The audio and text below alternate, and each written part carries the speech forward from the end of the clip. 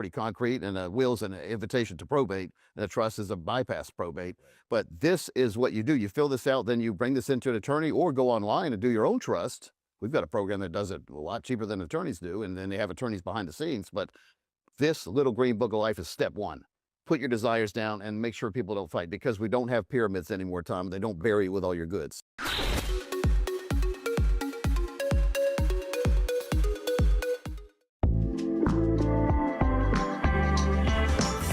Welcome back into the next episode of Tax Savvy Retirement. I'm Thomas Lipscomb alongside best-selling author Coach Pete D'Arruda. We are covering Chapter 4 today. It is Tax Bracket Management Strategies. This sounds interesting to me. One thing I do know is there are tax brackets, and you don't necessarily want to creep too far into those. Is it hard to do, though, in retirement because you've got RMDs and all these different things that are, One of the things that people get worried about is they say, gosh, I don't want to be in a higher tax bracket in retirement. Yeah, that makes sense. Yeah.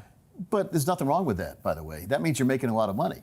Okay. And so here's what you shouldn't worry about. Now, we have these tax brackets. You make a certain amount of money, you pay 15% tax. We'll say you make a little more, you pay 22%. Make even more, 28%.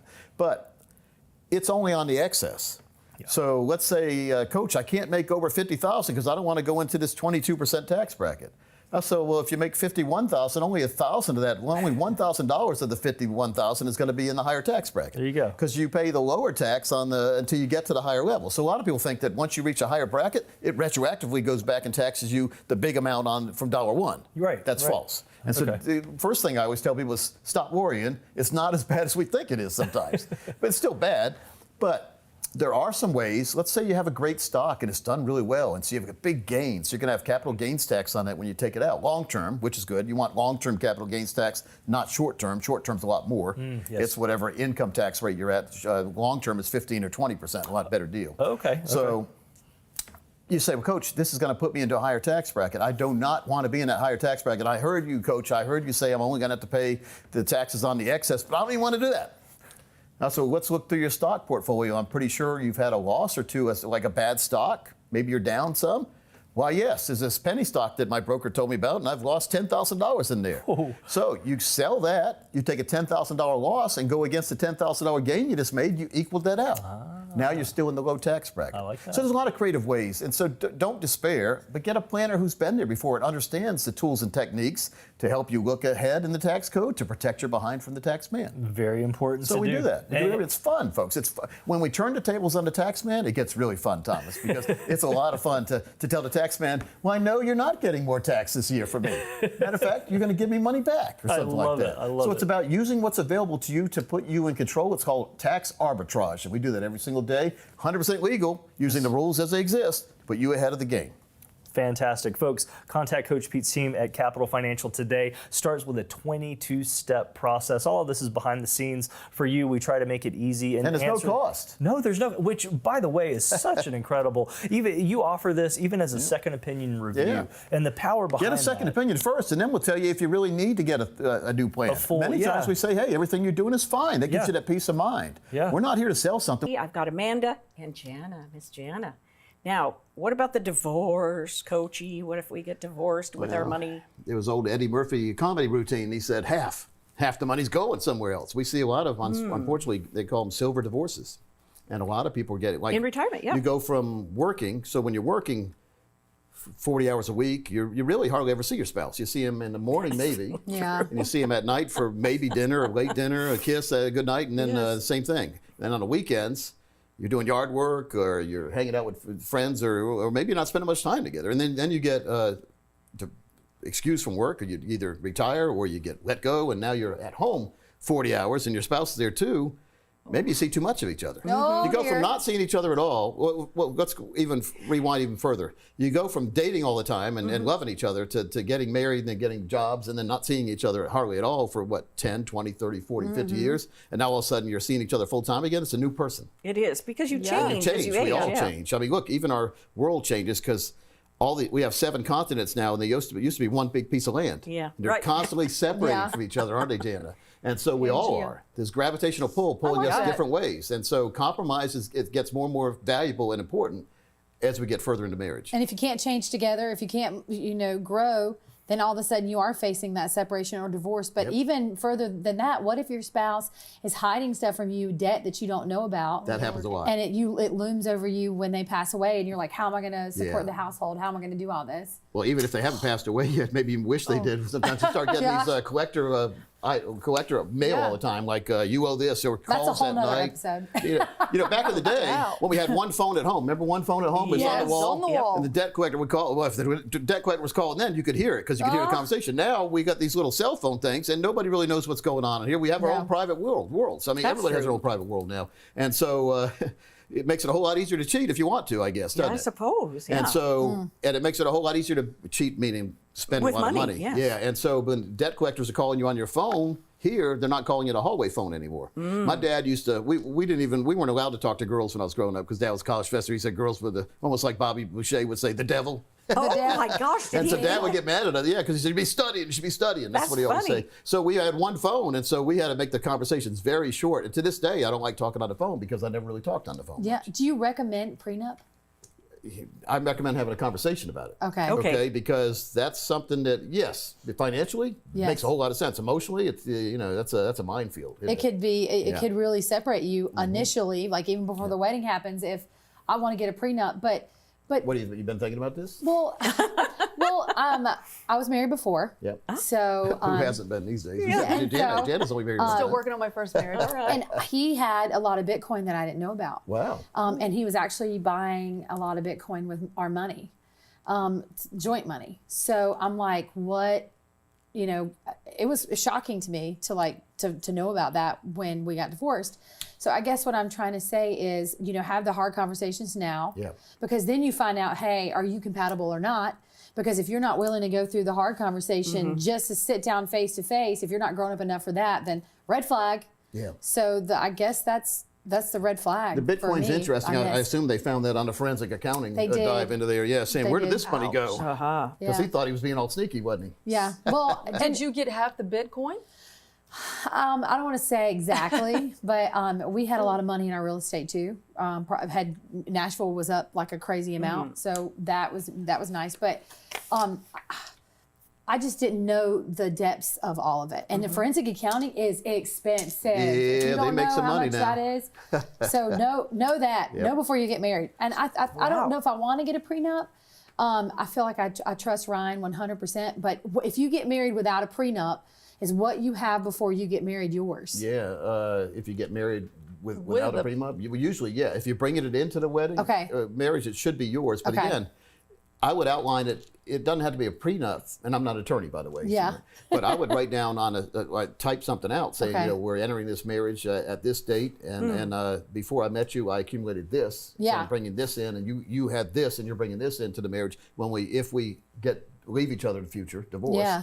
Then we should both leave with this without these being disturbed by each other. In other Okay. words, whatever I bring, I should leave with. But if you put it in writing and you both sign it and get it, I'm a notary, I can notarize for you. Get it notarized. It would be better than not having anything, right, Jackie? I think so. Yeah, right? absolutely. Again, I'm not an attorney, but Absolutely. money causes more arguments Oh, than man. anything by about 10 to 1. So iron it out now. Iron it out now, because it's not going to get any better. And if people are fighting and say, well, once we're married, everything will be fine. No, it's going to get No. worse. So you got to start with a queen C that has no waves in it, because it's going to get rocky. There's going to be 10-foot waves, swells. Yeah. They're going to have 30, 40, 50, 70-foot swells in your relationship. We have a storm coming in right now offshore. They said Yeah. about 70 to 90-foot waves on the offshore, but they call wow. them swells because they're Swells. not really Good here. Lord. But if they hit the coast, that's bad. So you don't need that kind of wave hitting your relationship in the future either. So you can quell the waters by getting everything done ahead of time on a piece of paper, get it signed. Sure. As far as retirement accounts are concerned, because let's jump to that, because you're in the marriage stage. But what about the Social Security claiming and the retirement accounts? What would you suggest women do? Yeah, well, a lot of times your husband has made more money than you have over the years. It's not your fault. It's just what the world has done. So A lot of women take time off to have kids, and they have Yeah. many years of not earning. there's two parts. Remind me the second part. All right, Okay. it's about divorce. Remind me that in a minute. Okay. But this is like, if you're married to your husband and you're still, and you're retiring, or you want to start taking Social Security, you may be able to take your husband's portion. It may be more than yours before you activate yours. And so you can that's a special claiming strategy where you get a lot more income until yours builds up to the point where it's higher, or it may never. You can always get your spouse's part. But if you've been married before and you've been divorced, you're married for at least 10 years, and you're currently divorced, you can actually claim your ex-spouse's Social Security amount. And they don't know about it and it doesn't affect theirs. So you may only get like, let's say $2,000 a month, but ex-spouse may get $3,800. Which one are you going to claim? Your ex-spouse. Wow. So we can show you how to do that too. So these are a lot of things that people overlook. And here's one thing: the Social Security Administration will not tell you that when you go there.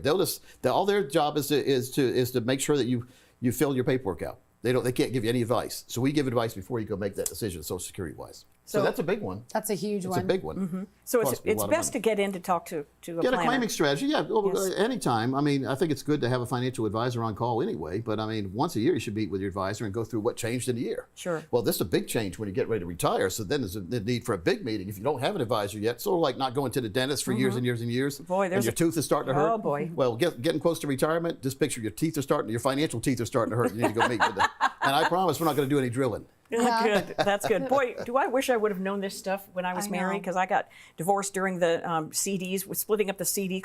Oh my goodness, you guys. But if you've gone through a Well, divorce, we married more than 10 years. Yes, We'll be able to enact that strategy then down the road. fine. Works you. for me. Jackie's making notes. I know. But if you've been through a divorce, you're probably already sensitive. You know, it's probably hell to go through one. If somebody needs to simplify things, will you do this for them? Yeah. Yeah, we You know, break it down. If I just say, "Hey, I like what you said, do Yeah. it," I don't have the bandwidth to do it. Yeah. Yeah, here's what we always do. Since I've come from a family of educators, dad, college professor, mom, school teacher, I like to do it for people, but then I also like to show them how we did it, how they can do it themselves. Nice. Okay, and why. And always, it's one thing when somebody does something, they say, well, why do they do that? They never tell you. Like you go to the Yeah. doctor's office, here, let me hit the knee. Why are you doing that, doc? Boom. Yeah. My knee moves. And tell me why. But that's what we do. We tell you why we're doing things and why why should we take income from the regular IRA before the Roth IRA, or why should we get life insurance because it has a long-term care rider on it. You know, life insurance is something everybody has, but a lot of people have these old policies. What does that mean? Well, the new life insurance policies let you take some of your death benefit, like let's say you have $1 million life insurance policy, a lot of people have at least $1 million. You have to go to a nursing home. You don't have nursing home insurance, but you have a life insurance policy that has a nursing home rider on it. These are the new policies. You can reach into your death benefit. Let's say you need $100,000 for home health care for a year. They'll give you $100,000 out of your death benefit, tax-free, and there it is. And probably you only paid maybe $20,000, $30,000, $40,000 for that whole life insurance policy. Now you've already got $100,000 out to pay for long-term care this year. You can do it next year, the year after. The year after, when you pass away, whatever's left gets passed on as a death benefit to your next of kin. You're like a protector.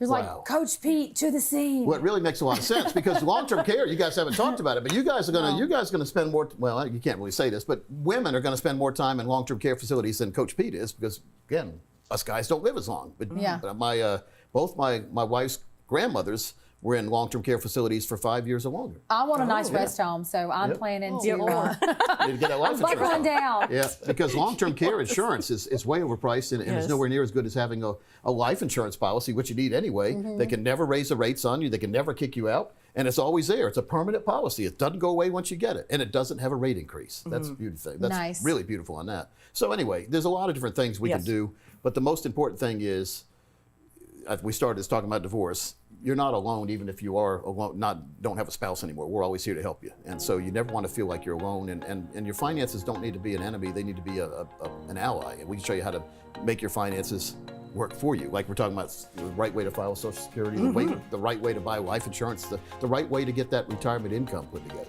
We can do it for you. Just call the number you see on the screen.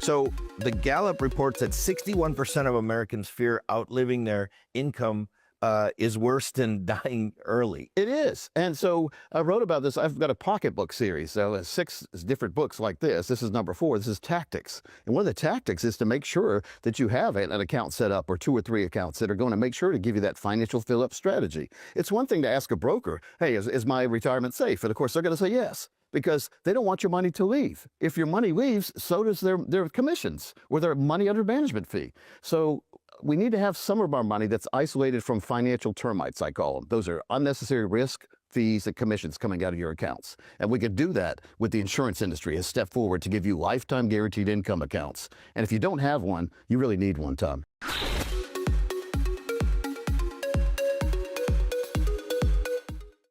Welcome back into Annuity Avenue, folks. Coach Pete here. I've got Mr. Greg Berrien with me, one of my advisors. Works really hard to make sure people are happy, not only today, tomorrow, but all the way through retirement. I think you're going to see how great Greg does his job here when we talk about this hypothetical case example here. Before we tape this episode, we have an Uncle Sam hat in the office. We should bring that in here, Thomas, next time. But it's Uncle Sam hat, and inside the hat are a bunch of different age numbers, from 50 all the way to 98, believe it or not. And Greg reaches in there, and we decided we were going to do a widow this week. So just one person. Greg, what number did you draw out this week? 70 years old, Coach. 70-year-old widow. Yeah. Okay. And then we have a different hat. We reach in. Well, actually, we dump the numbers out, and then we put different numbers in the same hat. It's the same hat, but it's a different kind of draw. We have lump sums in there. So what kind of lump sum did you draw out, Greg? Well, what we drew out was $500,000. $500,000. All right, 70-year-old widow, $500,000. Keep in mind, the money we draw out of here is not all her money. This is the money that we say should be in a green account instead of a red account. So typically, we add another 25 or 30% to that, and that's extra money they have, and that should be in different places than this example we're showing. So, but the $500,000, Greg, needs to be in a safe place because she has no safety whatsoever. Oh, yeah. She's 70 years old, and she has no income plan. She has Social Security as her only income. How can we get her in a better position right now? That's it, Coach. We're looking at, a significant income gap. Yeah. And that's between really Social, thing. what she's going to get from Social Security and what she needs to live on, probably, right? Yeah, absolutely. Because you see a lot of folks in their 70s. You've seen plenty of widows in their 70s. Unfortunately. And there's only one stream of income coming in, and they've lost one of the Social Security incomes. They may not even have any income other than that. And we've got the evil eye, and the evil eye doesn't stand for income. It stands for inflation. Inflation is beating the heck out of it. It's making Swiss cheese out of your big piece of cheese. It's now got a bunch of holes in it. Yeah. So we need to stop the holes. We need to get rid of those financial moths. They make holes. I've never had that happen to me, but that's why people put mothballs. So we got some financial mothballs we sprinkle around, and we make sure to put this money in a safe place. So go over to the whiteboard now. Let's write down let's go through the numbers. All right. So in that blue box, you're going to write down the age 70. All right, she's 70 years old. Single lady. Single. And we drew $500,000 out, right? $500,000. So Greg, your job, if you decide to accept it today, is to show us how that $500,000 can be in a safe place and give her a lifetime income. Guaranteed. Do you accept that? Coach, I accept your challenge. Oh, yeah? All right, Greg. Now, again, this is a very valuable challenge you're taking on because a lot of folks watching probably have $500,000, probably have a lot of widows watching. We do have a lot of people watching each week. By the way, folks, if you like what you're watching, like it on the screen there where you can do the thumbs up, and also share with your friends because a lot of your friends probably could use this information too. So, all right, Greg, 70-year-old, single, widow, $500,000. Right now, it's all in the red bucket, which means it could go down, down, down. It could go up, up, up. There's no floor between what she can make and what she can lose, right? No, absolutely not. Absolutely not. And so what this lady is looking for is absolute security, knowing that she's going to be able to create that pension, so to speak, right. That money that's going to come to her every single month, Coach. Every single month is going to land in her checking account, even have the taxes taken out for her because it is an IRA money. Now, you and I are not negative people, but we have to do this every single example we do. We have to show you, what if you moved your money over into our place here, the example we're showing, and every single day for the rest of your life, for the next 30, 40, 50 years, there was not one single up market. It was down, down, down, down, down. Now, the chances of that happening are slim to none, but it still could. Right? So we have to show you everything. So if the market went down, down, down, she would not get any return whatsoever. She would get a zero, though. Now, if you had the money still in the red bucket, she would probably run out of money. She would have a zero there, too. She would have lost all her money because she would have been sharing in the gain of the market, which was a zero or negative 30 or negative 40 or negative 50. So what would she have if she put the money in here and only got zeros? What can you show us for that? What would she get on that? Well, she would get... And did she start taking income right away? Or when She's going to take income right away. Right away. All right. So right she away. put the money in and starts taking income right away. You know what's cool about this? What's that? Okay. The average advisor out there, they're going to ask her to take only, 4% out, right? Well, we heard about the 4% rule on Wall Street, which says that about only 92% of people are successful taking 4% of their money out. The other 8% or so people run out of money before they run out of life. Greg, is that our goal, is to have people run out of money? $33,250. That's even if the market were to collapse for the rest of Zero. So could she ever run out of that money? she'll never stop getting your income. The So she lives account to be could run out of 130, money, 130 Coach. years old because she still gets the She'll income. keep getting that money. All right, that's pretty neat. That's crazy. Yeah, I mean that's because if she had her money in the red bucket like she does right now, before she puts the money in the green bucket, she'd lose her money. She wouldn't have any money. She would probably not have income after 5 or 6 years in the It'd be retirement. gone. Especially if the market's going down every single year, and that's what we're showing here. Now, we're not negative, are we? No, gosh, What no. if the market did something better than zero every single year, which chances are it probably will? How can we show people that? Can we go back the last 10 years and show them what the strategy did over the last 10 years, or how do you like What to we're do that? going to do is we're going to go on the assumption that it's going to maintain what it's done over the past 10 years. Okay, and what was that number? All righty. And so what's going to happen is the amount of money she's going to get is going to go up every single year. Yep. The next Increasing year, income then. This is assuming the market is going assuming the market's right, going up. Okay, yep. So this increasing You get income. to share in the gain, folks. You get to share in the gain, but you don't share in the losses. That's the magic of it. You get a zero when the market goes down. You get to share in the gain when the market goes up. It's the best of both worlds if you think about it. Exactly. And so the next year, she's going to get $34,673. All right, a little bit of increasing income there. All right, what year did you decide she was going to pass away? In your example, Well, I have her 95 years old. the Grin Reaper. The- That's about what 25 years from when she started. Yep. What's the average life expectancy right now for a female? Around 80 years old. 80. 78 to 80 is the average lifespan. We're going to show her living longer. Yeah. Now, keep in mind, she could live to be 120, 130, 140. The income would still come to her. She'd never run out of it. But, all right, this example, she passed away at age 95 after having it 25 years. How much money did she take in that 25 years? I need a lot of ink here. 1,000,000. That's why I had you switch pens. $462,819. And she started with 500,000. Yeah. That's pretty cool. And then, all right, so then she passes away. Is there any money left in her account right then when she At passes the away? age of 95, no. There's no legacy. However, the thing is, Coach, let's say she Well, she passed didn't away. really need one, I guess, right, in this Yeah, example. 2 But years into it. She had 3 times what she started with as far as income, basically. But she could have continued to get that same income forever. Absolutely. Makes a lot of sense to me. Anything you want to add to this? Just that every year, as long as the market goes up, she just keeps on getting money, and when she runs out of money, All right, let's say the it's market perfect. doesn't go up. She still gets money. She just doesn't get increasing money. Let's say it was here, then the market stopped going up. Yeah, she so keeps still getting gets at that. 34,000. So whatever your balance, whatever the income is the year before, when the market did have a positive return, the next year the market has a negative return, so you get a zero. Yeah. You still get the amount you got the year before. By the way, Coach, according to this, if she tops out before she runs out of money, she'll be getting 62,000. When you say tops out, what do you, is that would The be most what? she'll ever get. Okay, 62,000. $62,156. And she started with 33,000 as income, so she almost Dang near doubled doubled. that income with no risk. See, folks, that's the magic here. We're not talking about pie in the sky. We're not talking about, hey, you got to invest in crypto or bet on the racehorse that's the underdog. No, we're saying do the safest strategy that we like out here. We're independent, so we'll go search around all the different financial institutions and insurance companies and find the best fits what you and your family are looking for. And I really like this. This would get my stamp of approval all day long, because even at the zero scenario, she's still making money. But if we have an increasing market, she's going to share in that gain, and she's going to be very happy. So, folks, if you like this example, make sure to like it here on the screen. If you want to have one customized for you and your family, which, Greg, why wouldn't somebody want to have this in writing? Folks, will show you what your own numbers would look like based on your true ages and your true money. These are hypotheticals we do here because we don't know what people have. So we take guesses by reaching in our jar, reaching in our hat, and drawing numbers out. We can do a customized example for you and your family to see where you are right now and see how soon you can retire with that income that you can't outlive. They're very, very important, isn't it, Greg? Oh, man, complete. So, folks, we'll see you next time right here on Annuity Avenue. Thanks, Greg. The 4 buckets of tax classification are an important concept to consider in financial planning.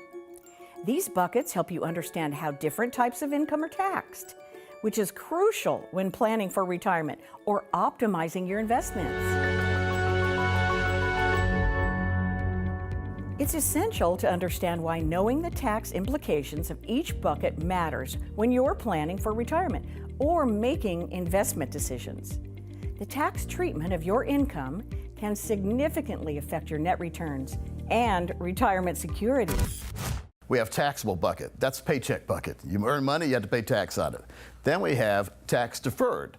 That's when you earn your paycheck and in your employer, maybe sometimes, or maybe you go down to the bank, you buy an IRA or you get a 401k with your employer. you can put the money into your account before taxes. That's where you're deferring the taxes. You're going to have to pay the taxes down the road.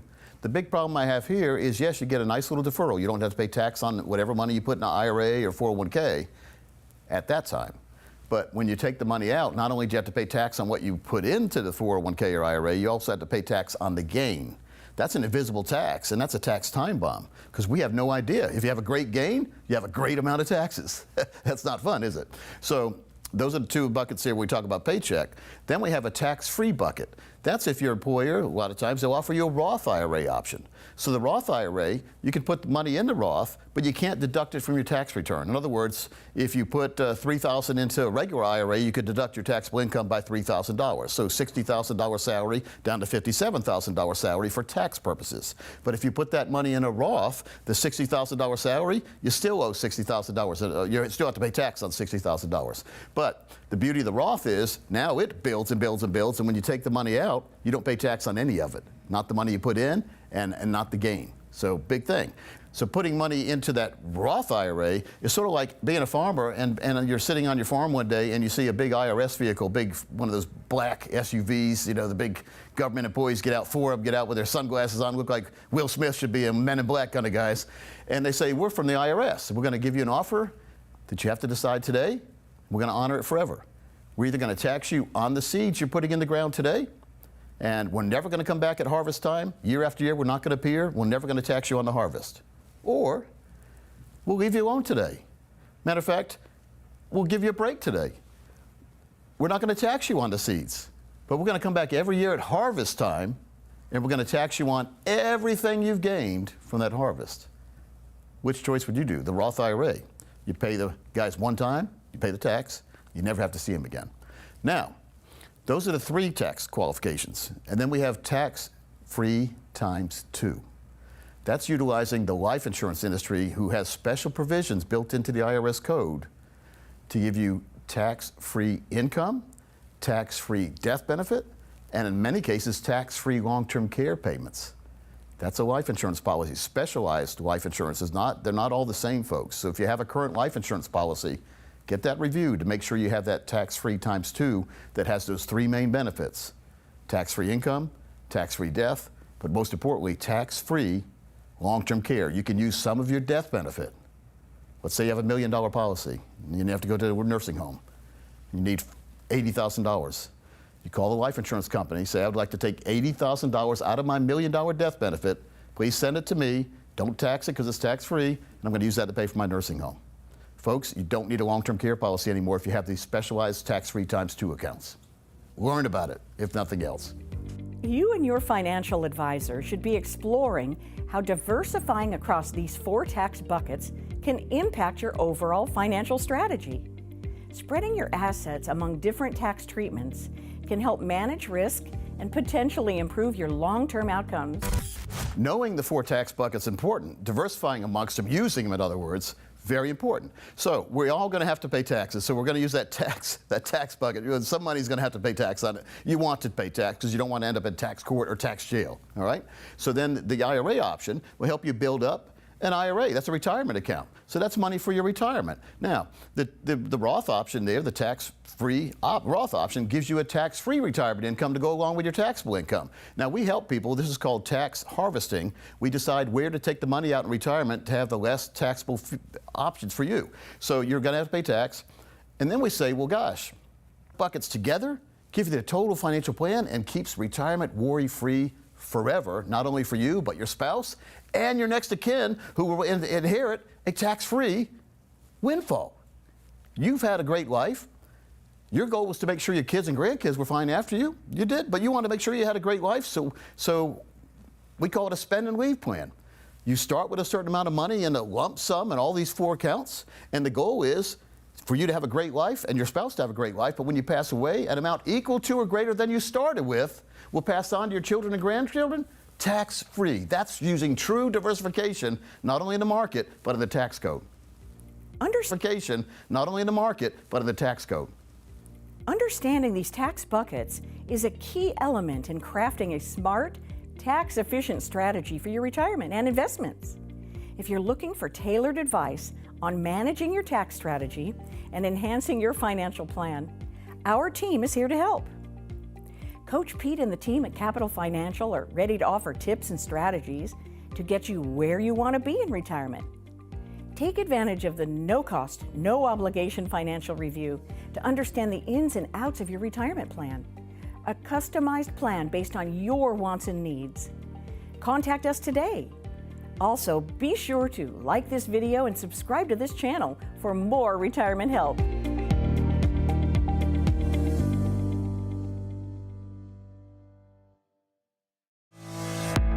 Invest in these meme coins unless you have a strategy to get in and get out real quick. Don't sit around when it goes up a little bit with your calculator saying, well, if it goes up to this amount, I'm going to be a multi-trillionaire. Yes. Of course, it's never going to get there and you're going to lose all your money. So if you've doubled your initial investment, sell half of what you put in, and now you're playing with the bookies money, we call it, because you've got all the money you invested back. There you go. Well, a whole lot easier to hold something long-term, Bruce, when it's not really costing you.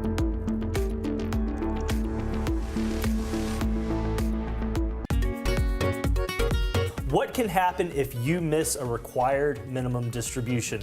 If you know the answer to this question, you could receive a free copy in the mail of one of Coach Pete D'Arruda's latest best-selling books. Isn't that right, Coach? Oh, yeah. We've got 2 books. Now, my newest book is Tax Savvy Retirement. It's over 200 pages of how to put you in control of the tax man before, during, and after retirement. And the big book on retirement, over 300 pages, diagramming how to get to and through retirement in the best possible position. So you'll get your choice of one of these 2 books if you answer the trivia question correctly. And Thomas, it's a multiple choice question too. It is. All right, here are your options. What can happen if you miss an RMD? A, you get bonus interest. B, you have a 50% penalty. C, you get a Roth conversion. Or D, a tax-free withdrawal. There are some of these that you may wish it was, and there are some of these that it actually is. Let's do this. Yeah, so all you have to do is give us your answer. You see the way to do that is to call the number you see on the screen or text, and we will give the correct winners their choice of the books.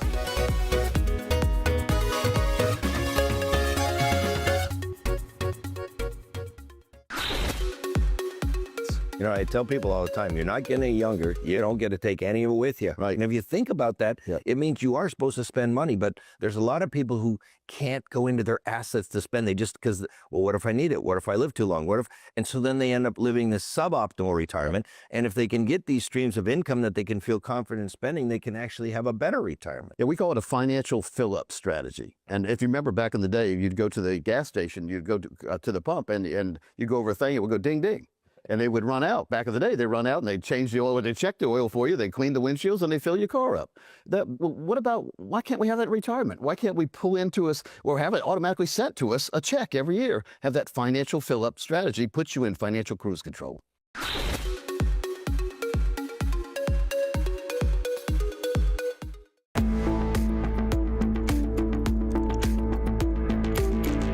Welcome into our series on the big book on retirement. Consumer advocate Thomas Lipscomb here with you alongside Coach Pete D'Arruda, President, Founding Principal of Capital Financial, America's Wealth Financial and Income Coach. And one other thing, among many things I'm leaving off the table, the author of the book that we're discussing right now. Yeah. So Big book on retirement. The big book on retirement. Yeah. So we are looking at devising a playbook in Chapter 3, Coach. So we've talked about picking the right coach and just making sure that we know what's going on when it comes to rules. But what about this playbook? A playbook is another word for a plan. Okay. And so we have a financial playbook for all our clients. They know exactly what kind of income they can get. We know ahead of time what they're going to want to do in retirement a lot of times, and then we can put a price to that. Yeah. And so then we can make a playbook. So when you get to a certain age of retirement, you're going to retire, and then you can be able to start playing. So it really is a playbook, isn't it? I like that, yeah. But it's I've seen so many people who didn't have a playbook hit retirement and had no clue how much they could spend without worrying about outliving money. Yeah. And so they didn't have any fun because they were worried about spending too much, but they could have spent a whole lot more if they just had that simple playbook put together. So if you don't have a playbook, now's a good time to do it. It absolutely is. And this playbook carries so many aspects. I mean, I was just flipping through the chapter here a little bit. It goes into long-term care planning and healthcare planning, mitigating wills and trusts and all the different elements. It all goes into the book, doesn't it? The plan. If you don't have a will or trust, you really need to get one. I've had some deaths in my family. My wife has as well. We've had people die, relatives way far away from us on my wife's side died without a will. And that was a big process. Let's Yeah, put it that way. yeah. And so get a trust or will. If you move to a different state and you already have a will or trust, make sure you get it updated to the state you're in. We have a special program we use for our clients. When you move, we just update the state. It automatically updates your estate planning documents. So you don't have to worry about paying an attorney. It's already done it for you. Wow. You may have to get them re-notarized. That's easy. You don't have to pay another attorney over and over again, so that's good. There you go. Long-term care, big issue. A lot of folks are saying, gosh, I can't afford a long-term care policy, or I've heard so many bad things about long-term care policies. Yep. The life insurance industry about 5 years ago stepped up, and now they give you the ability to reach into your life insurance death benefit while you're still living and have that money pay for your long-term care. So let's say you have a $1 million life insurance policy and you have to go to a long-term care facility. You need $100,000 for that for 1 year. Yeah. You call the life insurance company up and say, hey, I've got to go to a long-term care facility. I need $100,000 out of my death benefit of $1 million. Send it to me, and they do tax-free. Wow. So you could technically do that 10 years, $100,000 a year. Your insurance will be gone, but it's served its purpose. It's helped you. And life insurance used to be for when you die. Now it's for the living. So if you haven't had that explained, or if you have a life insurance policy that doesn't have that in there, sometimes it's more affordable to get the new policy with the long-term care than it is to have the current policy. So let's get a review of that and make sure you're in control. What we've always done for 32 years, I put my clients in control of the money world instead of paying attention or not having to worry about paying attention or being beholden to whatever the money world says. Now you are paying attention without even having to, because you got Coach Pete looking out for you. Yes. Putting you in control of the money world. So that's what the whole chapter is about. The whole book is about too. But it's all about our premise about meeting with us so we put you in control instead of you being in the back seat. Now you're in the front seat. Exactly. So call and get your free review, folks. Yeah, I couldn't have said it better myself, folks. Call, text, however you'd like to connect with us. You see the options there on the screen. We'd be honored to sit down with you. Coach, you have an amazing team of fiduciary planners. Put everything here. in writing too, folks. There's no surprises because everything is in writing. It's true. Very, It's very true. important, by the way. It's true. Folks, this has been Chapter 3. Stay tuned. Chapter 4 is right around the corner.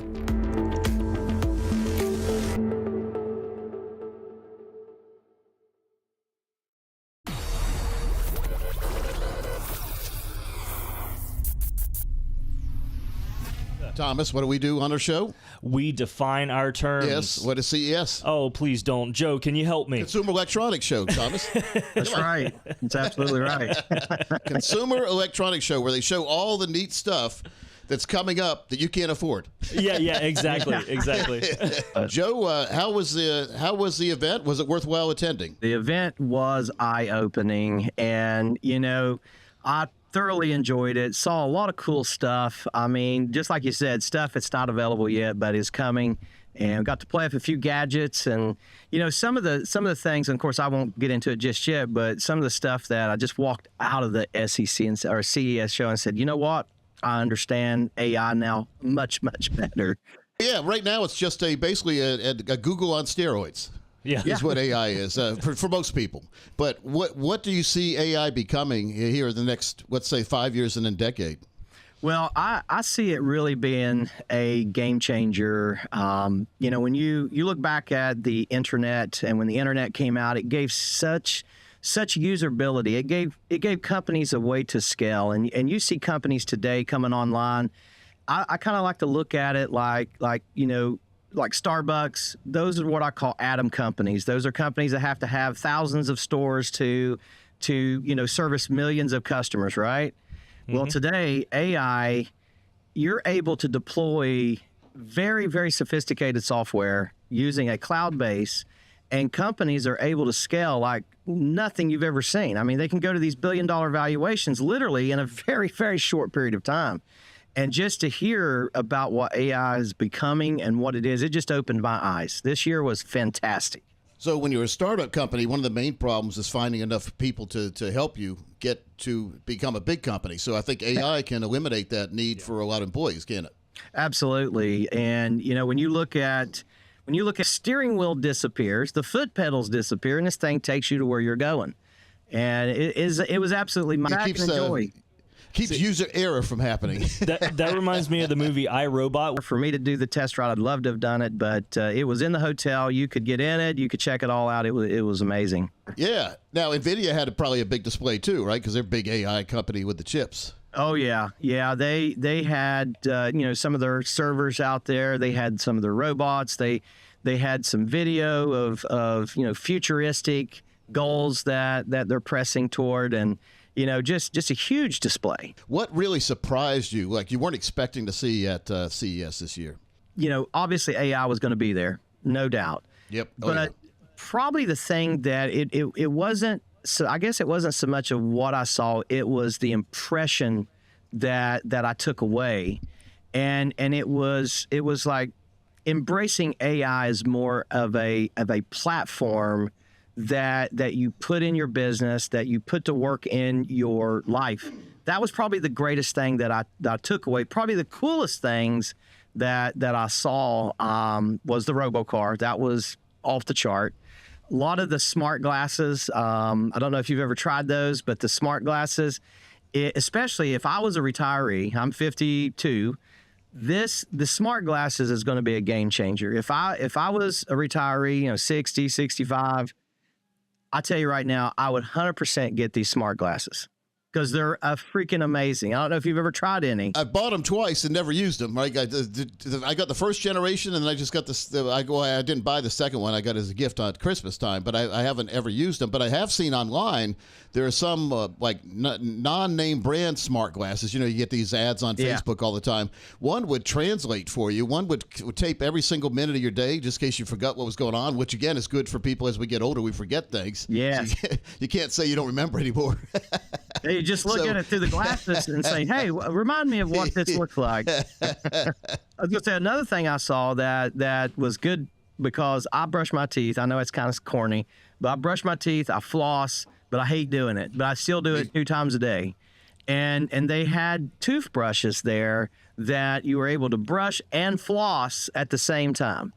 And so it was made by a company, SpeakEasy, I believe, SOCCAS, and check that out if you ever get a chance. It was really cool. Now that's pretty funny because in order to, because there's a gap between your teeth, that's where the floss has to go. So how does it know that? Does it have a camera built into the toothbrush? Well, it has a water spout like a water on jet? it. Yeah. Okay. Like nanobots going in and just doing their job for a few seconds. Now, speaking of bots, what kind of personal robots did you see? Well, they had robots folding clothes. They had them moving dishes around in the kitchens, and so a lot of homemaking type robots that I found very cool because most of the ones you see are the ones that's sweeping up the floor. And the little black thing running around, but we have a couple of those here. We have a couple of those here. I think of when you talk about folding clothes, I think about the Jetsons. Rosie. Yeah. Rosie was a little maid robot, and so one thing I hate doing is laundry, but I do my own laundry, and I really hate folding. So I would buy a robot today if they would get promised to fold my clothes, then hang them. Well, it was a little slow. But I could see over some time that the technology is really, really going to emerge. Now, I met the new owner of Napster while I was there, and Napster, you remember from the 90s. Yeah, a long time ago. Yep. This guy, he bought the Napster company, and he now that program now you can use it for like young artists. Any artist could use it. And basically, it will take your music that you're making and license it. I mean, it does the whole thing for you. It's something you probably should check out at some time. Thomas wanted to ask about the TVs. Yeah. So I saw an announcement that, and I'm not sure the brand, it might have been LG, but they did a wallpaper television that was less than a centimeter thin. Did you see that there? Yes, that was really cool. I took a bunch of pictures, got some info, and that's something that I'm very interested in purchasing. Yeah, that's pretty amazing, isn't it? I mean, absolutely. The technology there. And there were several different brands there. They had some from China, some various places. But yeah, your major TV brands were there. They had their displays. But the TV, I mean, that screen was super. I mean, you could literally glue it to the wall. It's crazy. So how big was this? Did they have it in the convention center and then already spread out to different hotels, or they have it all over different hotels? That was a little overwhelming. You had several of the convention halls set up, and then they had 5 of the major hotels that they had speakers and panelists off and on all day long. I thoroughly enjoyed listening to some of the panelists talk and just hearing some of the techie guys and some like Hollywood producers and CEOs. Just hearing them all collaborate together was very powerful, and it was. Well, Hollywood's not going to have these gigantic scenes anymore. They're not going to have to pay a whole bunch of people. They'll just have it all in CGI. Well, something more advanced in CGI, but they'll be able to do it all on a computer. Sort of like Game of Thrones. Game of Thrones did a lot of that, by the way. Too. Yeah, they did a lot of graphics added on. One of the gentlemen from Warner Brothers, he was talking about that. He I don't know if you know this yet, but they're coming out with a Barbie 2. That's what he said, that they're making the Barbie 2 movie, and it's going to have some of these effects and all this stuff in, and it's going to be really, really good. Pretty amazing. Now tell folks, you're not just a normal person that's going to CES. You've got a pretty big tech background. Where'd you go to college? Well, I went to Ohio State, and I've attended MIT, and, I love tech. I love digging into the stuff, and just, I'm the guy that wants to know how the watch works. Now, you said Ohio State. Usually when someone says Ohio State, they say the Ohio State. The Ohio State, yeah. Thomas, you've heard that before, right? Yes. Yeah, you watch any football game when the guys announce where they're from. Go, the Ohio State. So, which I've been to Columbus. It's a nice place. I mean, I've been to Notre Dame too. Those are like nice college towns. Yeah, I had a Subway store not far from campus there on 23. And it was the #1 Subway store in Columbus because of the college. And there you go. It's good old days back then. Yeah. Nice. Now, you were looking at a lot of things there, and I'm sure because you're a big investor too. You like to invest in stocks and play the market the right way. Do you see any? Did you notice any maybe small companies that no one's ever heard of that you might think are ready to explode, with the products they have?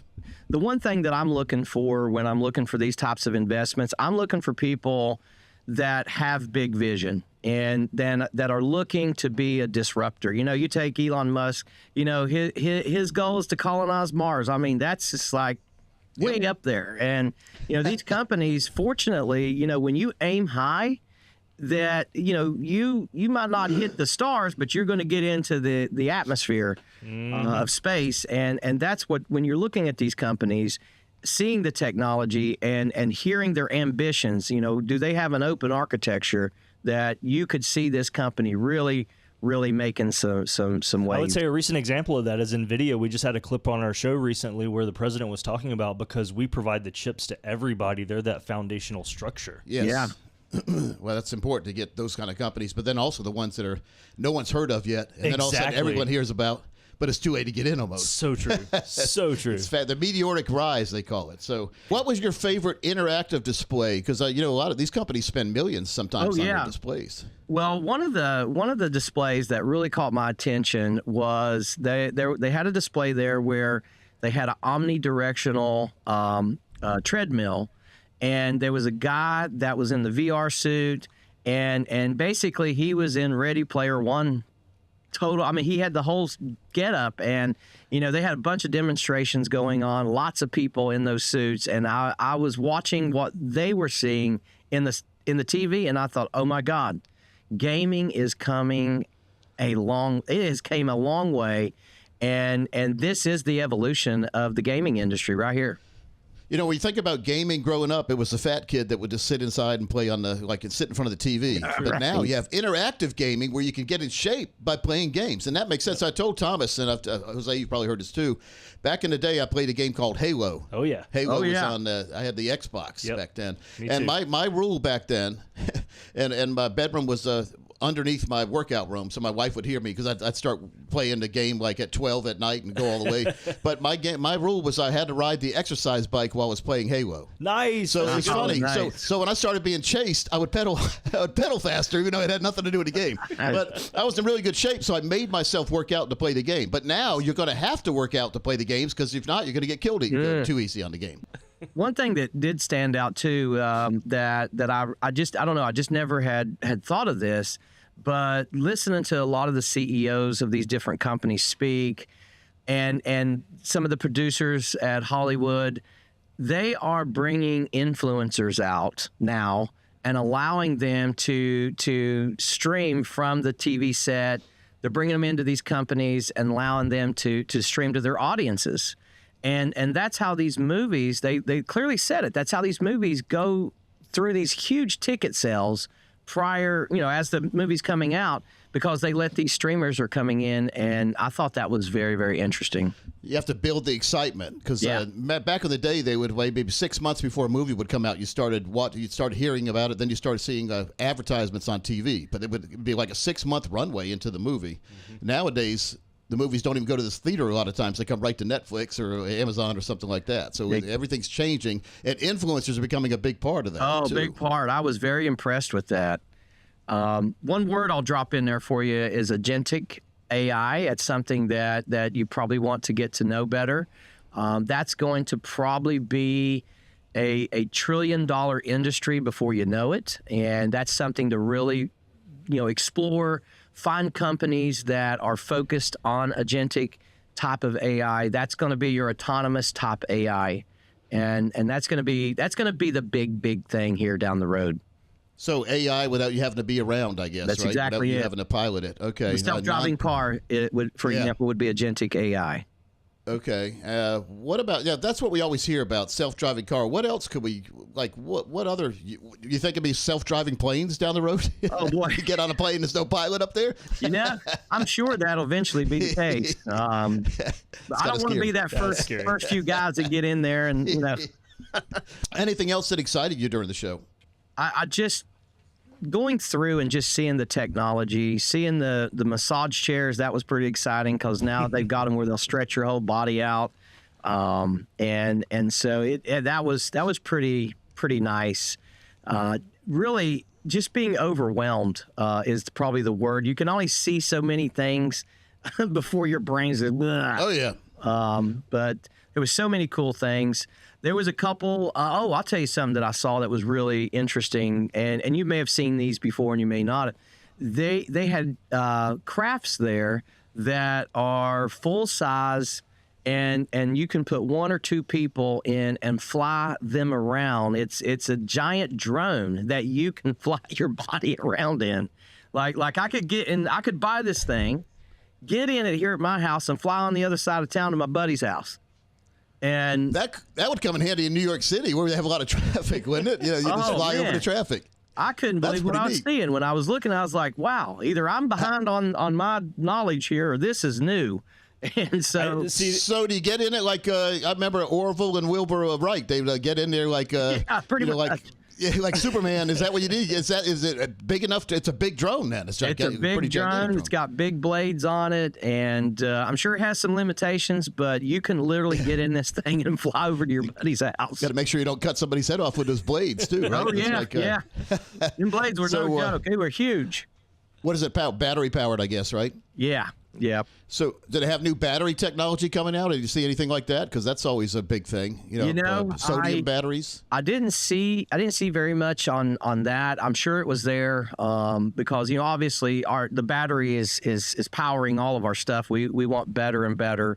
Jackery had some great solar batteries there. They had a huge gazebo design that you can buy and put in your backyard. At the same time, it's a whole charging station. So that was kind of cool. That's pretty cool, yeah. So, how did they have the show? I know you said it was spread out all amongst a bunch of different hotels and the conference, whatever they call it, the convention center. How did they have the booths divided? Did they have them in different sections? Like you went to Tomorrow World over here, and you went to sort of like Disney. You had different places, or yes, they had it customized by theme, and so you could see some of the cars here. You could see some of the health and nutrition things. Oh, that's another thing I saw. I saw this one.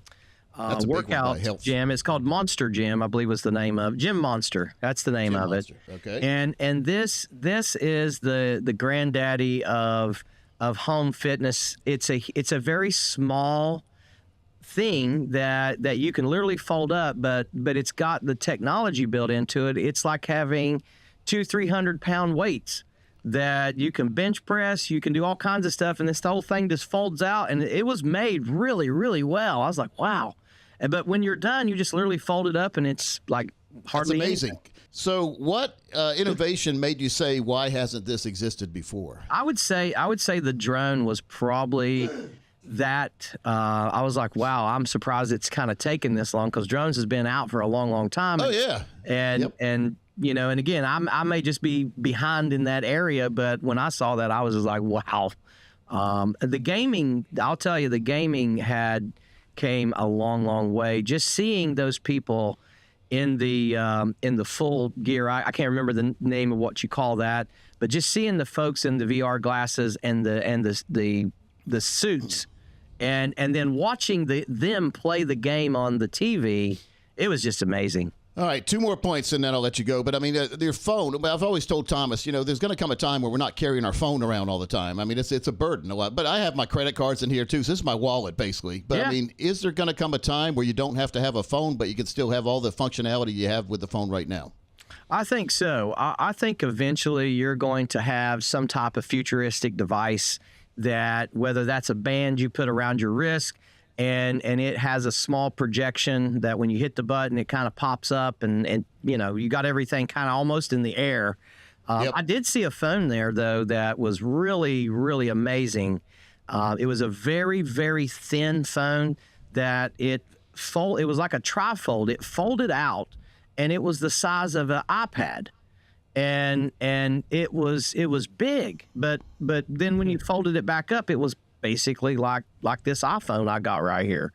That was really interesting. Samsung, it was one of their brands, and it was pretty much brand new. So eventually you'll probably see that hit the market at some point. Because all these companies are trying to come out with the thing that replaces the phone, right? So but I guess it's a ways down the road. Now, if this wasn't your first trade show, you've been to CES before, Yeah. right? How do you compare this to others? Well, it'd been a while since I had been, and this one just it seemed to have a lot more action. You just saw a lot more people. There were a lot more gadgets, and just I think the thing that I believe really made the difference was the panelists that they had pulled together. And I'm sure they're going to keep doing this more and more in the future, and that was really impressive. So did you go to some of the speeches? Yeah, it was like I went to a conference. I went to a conference and I went to a trade show. What was your favorite speaker? Who was your favorite speaker? It was a panelist that basically was speaking on the future of the coaching and digital marketing industry, and it was a combination of you had a guy there from Twitch. You had a guy. One of them was a Hollywood producer. Substack had a big presence there. I don't know if you know what Substack is. It's like YouTube, except you own your own stuff. And so that was probably the some of the highlight of the speaking and panelist. Yeah. I've told my staff we need to have a Substack page, but it never happens. Yeah, so I guess I'm going to do it again. Thomas is getting worried. I see him over there. I was very impressed. The owner of Substack was there, and he was talking about where they're at, where they're going, and just how they work with the people that's on their site. So definitely check that out. So you say this year's like just more bigger, more faster, more better. Yeah. It sounds like just everything that the excitement level seems to be I think higher. the excitement level was super high because AI was just everywhere. And if you could just put yourself back in those couple days, you were there for 2 or 3 days probably. What was the most exciting moment that you had? Where you just felt excited about the future? Oh, that's when I won. I pulled the handle, and all of a sudden, this big thing started flashing. It said I won. Oh yeah, How much did you win? How much did you win? You win a lot. Well, I'd say for IRS purposes, we'll keep it under 10,000. Yeah, we'll keep it under 10,000. But I would say probably the biggest thing was leaving the show. I felt like I had a new perspective on what AI is really going to become down the road. And it got me really fired up. I'm thinking about going back and taking some classes at MIT on Agentech and on some of that AI so that I can better incorporate it into my business and so forth. So very excited about it. Well, here's one thing I just forgot. I said it was my last question, but I got one more here. But blockchain, we've heard so much about blockchain over the years. Yeah. Were there any blockchain type companies there showing you what the future is going to be in blockchain? Yes. There was some companies there illustrating, some of their stuff and blockchain. Absolutely. And blockchain is going to continue to emerge, especially with quantum computer. And you put blockchains and quantum computers together, that's going to be a huge deal. especially when we have access to it. Yeah, I really think that that's the future of voting. If we can perfect the voter ID, then people vote on the blockchain. There'll be no more cheating anymore. That's exactly right. And so that's the way to go. One final thing: your favorite restaurant while in Vegas? My favorite restaurants, believe it or not, it was just Gordon Ramsay's Burger Bar at the Planet Hollywood. I've heard good things about that, actually. He's got some of his other places, like Hell's Kitchen is good, but it's expensive and it's a long wait. But the Burger Bar is good. The best steakhouse I've ever been to there is the Golden Steer. Oh, yeah. Golden Steer. Yeah, it's featured in the movie Casino. Yeah. It's one of the old-timey ones, but it's one of the best steaks ever. So just keep that in mind. You've probably been there before. Yeah. All right. His name is Joe Casey, and he's one of the guys that I like to talk to when we talk about tech and also investing. Joe, thanks for your time today. Hey, thanks for having me, Coach Pete. Love it. Look forward to seeing you again soon and hanging out with you anytime, man. Call me anytime. Hey, if people wanted to contact you, how could they do that? They could simply just go to catalystwealthcoaching.com and you'll find all my information right there. There you go. Thanks a lot, Joe. Take care. We'll look forward to talking to you again in the future. Yes, sir. Have a good one. Bye-bye.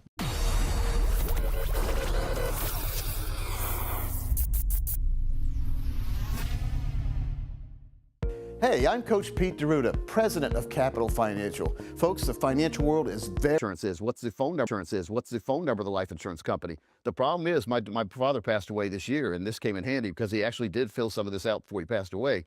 When you pass away, people don't know. Like, you have these secrets. Well, what's my Facebook passcode? You know, you can put it all in here. So when you pass away, nobody wants to even think about it, but you can even write your own obituary in here. So now it makes it a whole lot simpler when you pass away. The next of kin could be it's so important. Little green book of life, especially now with crypto assets and everything. I mean, yes. I've often said that, at least with my wife and I, if we know each other's cell phone password, we could probably do it, because then she gets Bill's email that I don't know about. I get stuff email he doesn't know about. But their passcode, at least you could go in and change passwords to different accounts if you had to. So I think that's critical. But I mean, think about all these people who own Bitcoin or things like that, and they're going to die. And if you don't have that exact code, it's gone. In fact, I think about 10 or 15% of Bitcoin, it's already been lost. Well, the story the other day, the guy finally gave up. He was going to the dump. His wife threw away his computers. He was doing spring cleaning, and on his computer had his Bitcoin codes. And he searched the dump for over 10 years looking for it because it was worth like $1 billion, and he never found it.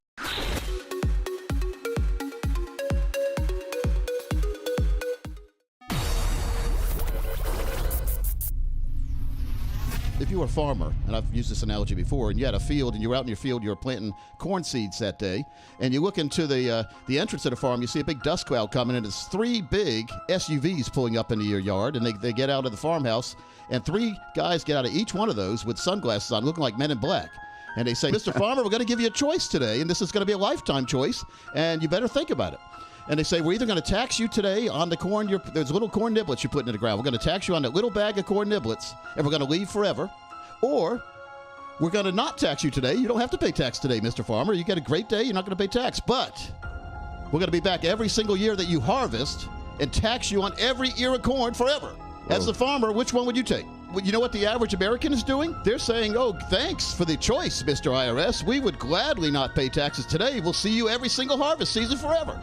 And then we'll also see you on our harvest when we die. So, no. The answer is no. Don't use those tax-deferred accounts all the time, or don't get addicted to them, because there are better choices out there.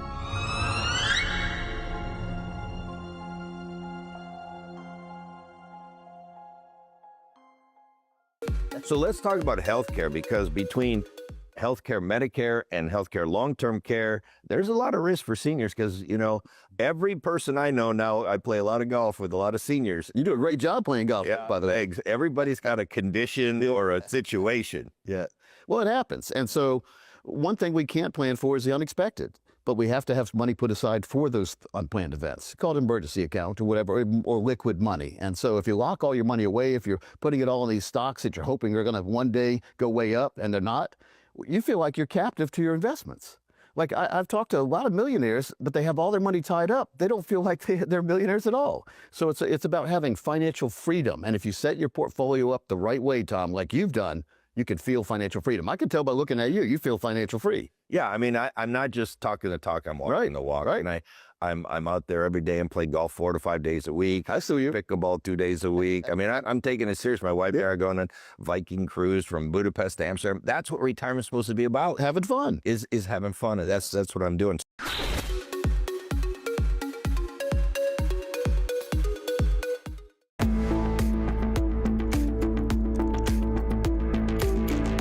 Welcome back into our series on the big book on retirement. I'm Thomas Lipscomb, again here with you alongside the best-selling author himself, Coach Pete D'Arruda. Chapter 4, if you have your book in front of you, you already know what I'm going to say, but it is prioritize training and conditioning. This is a good one, Coach. Yeah. So prioritize training and conditioning. When I think about this, I think working out and getting myself in better shape than I am right now. Get your body in shape, but get your mind in shape and make sure your plan's in shape. Okay, yeah. All right? So same kind of concept. I mean, you can tell if you ever watch a sporting event, some teams look more prepared than others.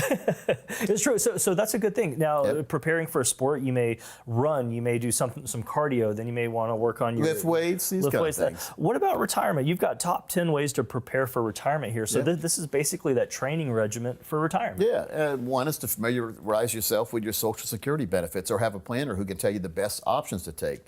Medicare supplements. These kind of got to line those up because once you're 65, you're off health insurance now, you're on Medicare. There you go. And so if you can't afford Medicare, the state has a program called Medicaid.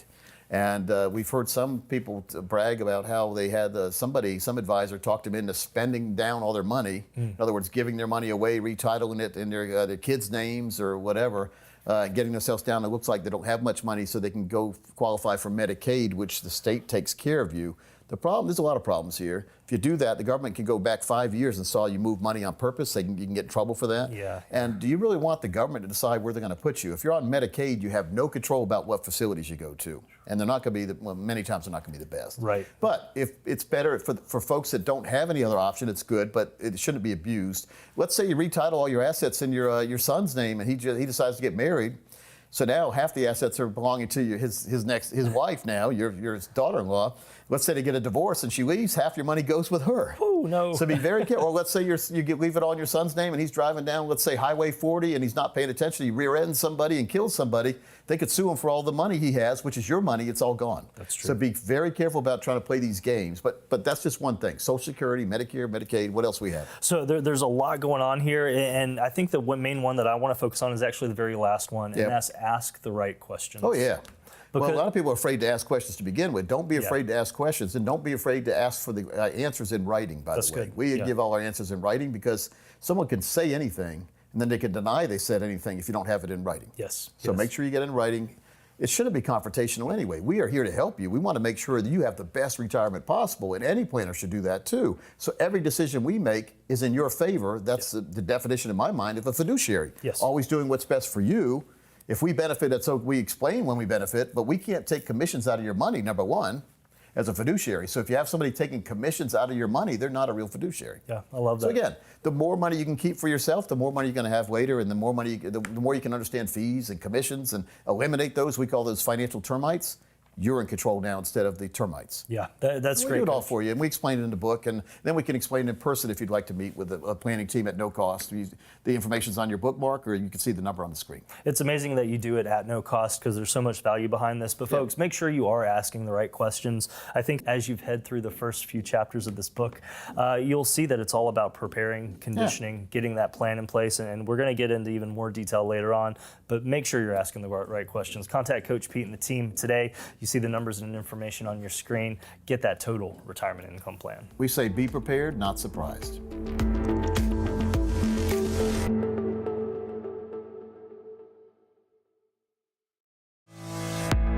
Just be careful of where you put your money. Make sure not to put all your money in one place. Yeah. Pick out 20 that you really like. Make sure they're not meme coins unless you're going to actively watch that and get in low and get out quick in a matter of hours or seconds. That's good, yeah. I like long-term holding. I like Bitcoin. I like Ethereum. I like, Solana, and I like Ripple, and I also like Nano, and I like T7X, and there's a couple other ones out there. There's some good ones out there. So, but you need to find what you like. This isn't investment advice. You pick what you want, but I'm just saying pick strong ones. Pick ones that aren't overly feeing you. That's one thing I don't like about Bitcoin and Ethereum is the gas fee, the transactional fee. I think they've done a good job of getting us to this location here we are in the crypto world. I think Bitcoin and Ethereum will always be here, But I think there'll be other coins that come up that people start trusting and believing in that are a lot cheaper to use to transact with.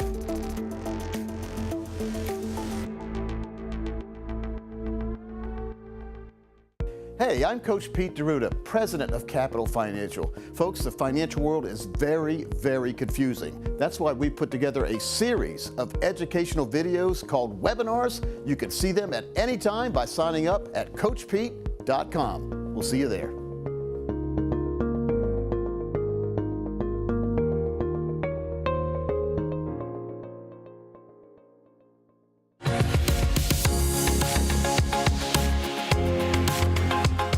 Thanks for spending a little bit of time with us here on our info series, Women and Money. I've got Miss Jana, Miss Amanda, Hi. I'm Jackie, and Coach Pete. He is giving us all the great information. We're asking him questions. How do we proceed through the stages of our lives as women with our own money? And one of those is securing lifetime income. Is this only a discussion for pre-retirees? I think it's any time. I mean, we need to always talk about it until we accomplish it. And once we accomplish it, we always need to be thinking how we can get more than one stream of income. You know, when we retire, we got Social Security, supposedly. I get that income. But we also need to have some money that we put aside on our own in our 401ks, our thrift savings plans, our 403b, wherever we save that money. But the problem there is we save, and we build up this nice lump sum. We see the lump sum, it looks nice. So you won that race, you built up that money. The problem is there's another race getting ready to start, and that's the race to retirement income. How do we get the most income we could qualify for without ever running out of money? And so that's when we do income planning. We've heard that before. Based on your lump sum right here, how much can we translate that lump sum into to give you a lifetime income you can't outlive for you and your spouse? And we do that every day. And so the answer to your question, it was a long answer, is anytime you're ready, we can discuss income. But once you get it discussed and accomplished, you never have to worry about it again. That is a beautiful thing. That's a good thing. Get it, that little green check mark. I wish they would teach this. Aren't they going to start teaching this in school? Well, they're not, and they're never going to teach it the right right way. You need to deal with someone who really specializes in lifetime income, not just how to save and where to save and what to do there. It's how to get that lifetime income you deserve. And most folks don't specialize in this. They specialize in trying to grow your money, grow, but never tell you how to preserve, protect, and give you lifetime income. That's what Coach Pete does. The hidden fees is the one thing that financial the termites. Financial termites. Oh my gosh. All in some of these plans. So and you can't see them. No. Sort of like a real, that's why we call them financial termites. Termites at home are invisible, but they're doing damage. Fees in your portfolio are invisible, but they're doing a ton of damage. They could take half your income away if you don't know what you're doing. So let us analyze your portfolio first, a forensic financial fee analysis we call it, and identify all the unnecessary risk, fees, commissions you're taking, and then put a plan together that makes more sense for what you're trying to do. Have income all the way through retirement. We do it every day. Yeah, because we're just kind of, I feel like we're going through life and putting money in this 401k account. You know, you're a busy woman. And you go without because you're putting money in this plan. This plan better be working, and it better be more money than I put in the future, or why didn't I just have fun with this money? And you haven't diversified, you've messed up, you've put all your eggs in one basket, and then all of a sudden, here you are high and dry at retirement. The income basket needs to have a whole lot of eggs in it when we get close to retirement, because they're going to hatch all the way through retirement. You're never going to have any worries again. We like that. We know how to make eggs hatch. We do the income plans better than anybody out there. I guarantee you. I'm 33 years doing this, so that's a long time, by the way. I know I have boyish good looks, but I just want to 59. I want to make the point that it's so important because women think they're going to live on just Social Security and That's scary. Take a little money out of that IRA that used to be our 401k. You might run out of money, and women 65 and over are more likely to face poverty. Well, if they don't do the right plan. That's right. My clients never have poverty because we put an income plan together that guarantees they'll never be in poverty. Great. Unless you spend all the time and then spend more than you have, or go to Vegas and get into debt with credit cards. There's nothing anyone can do about that. But we'll show you how to properly use credit cards, how to properly have fun, and to have income you never have to worry about outliving. It's not as hard as you think. And there's nothing to be intimidated by the money world. I know the big words are used a lot of times to try to intimidate you. Like when you go to a doctor, they try to use these big words. Don't I know the pharmaceutical industry, these drugs are like this long, like the words are, and then the disclaimer at the end, where all the bad things that can happen, side effects. it's probably worse than the regular thing. I just got my shingle shot today, first one, by the way. Ah. So we'll do an update on this next time we do one please. of these. But you're supposed to do one shingle shot now, and then I have to get another one done like three months booster, from now. yes. But the good thing is the side effect of following your plan is you're going to have long-term growth and There you retirement go. money. The side effects to Yeah. Coach Pete's plan is lifetime income and having to Yay. spend money. Sometimes here's what happens, guys. You don't believe Hopefully this. no shingles. Yeah. But I'll meet with folks after a year or two in retirement, and I'll look and I'll say, you're not spending all the income we have put aside for you because they're worried they're Good. going to outlive it. I said, no, look, this money's going to come every year. It's never going to stop coming, so spend it. Right. Because your kids will if you don't. Yeah. So spend it now, have fun Isn't with that it. true? Yes. Well, how do you create, you talk about the simplest way. So for me, I just worry. I'm a anxiety-driven kind of person. Yeah. I worry so much. So what is the simplest way to just start, to just create this plan? The simplest way to start worrying, to stop worrying, Yeah. stop worrying, is to do a plan. Okay. Because we all worry. We worry, and we worry because we're afraid of what's going to happen, but we never do something about it. So we stay worried Yeah. and we give ourselves an ulcer when all it takes is a 1 hour meeting with me for me to figure out where you are now and what you want to do, and then another 1 hour meeting for me to present my team and I have come Yeah. up with to put you in control. Now I do a lot more work behind the scenes, but for you it's only 2 hours and we can get you all set. So that's 2 hours of to never worry again. Okay. That's the baby steps you talk about. Baby steps, and we Yes. show you, and we actually outline it for you. We tell you the who, the why, the where, the wow, the why, and the what. With what other- All of it. all that, and the how. And we do it all for you, though. So we show you what we did, but we also tell you how we did it, just in case you want to do it yourself. So there's nothing worse than somebody just throwing something in front of you and you not knowing, like when you go to get, let's say, a dozen donuts and they charge you $29, and you say, wait a minute, it's a dozen donuts. Let me see the receipt. Yeah. So we show you the receipts to show you how we got to like where we it. got. Yeah. Okay? I think- So it's important to see the receipts. Today we've talked about so many different stages. You know, we went from graduating college to getting married Yeah. to getting divorced, and here we are, approaching retirement or being in retirement. But a lot of people just think, I'll do it tomorrow. Yeah. I'll Isn't that wait. true? It's not So true. right now. There's so much right Yeah. now that's on my mind. I'm just going to put it off. And a week becomes a year. And then 10 years down the road, I'm like, oh my God, I could have done so much. Yeah. Had I just stopped and called you and had you do it for me. It's so easy to procrastinate. We all do it. We So, do. Yes. Again, it's about making that step. This is a lifetime decision. A lot of people are afraid it's your money. I understand it's your money. But leaving it where it is not a solution a lot of times. If it's at risk right now, we've been pretty spoiled the last 15 years or so. We haven't had a market crash, one of these big ones that stays down. Yeah. What if you left all your money at risk and it was going up, and then all of a sudden we have the roller coaster and it goes down, down, down, and then you get ready to retire and it keeps going down? You're in trouble because number one, you don't have a guaranteed lifetime income plan yet, and then when you have to start taking money out, you're taking it out. It's way down. You're locking in your losses, and you're having to take out more stock than you ever imagined because the stocks are way down in value. So we have a solution for this. Again, we'll do a forensic fee analysis.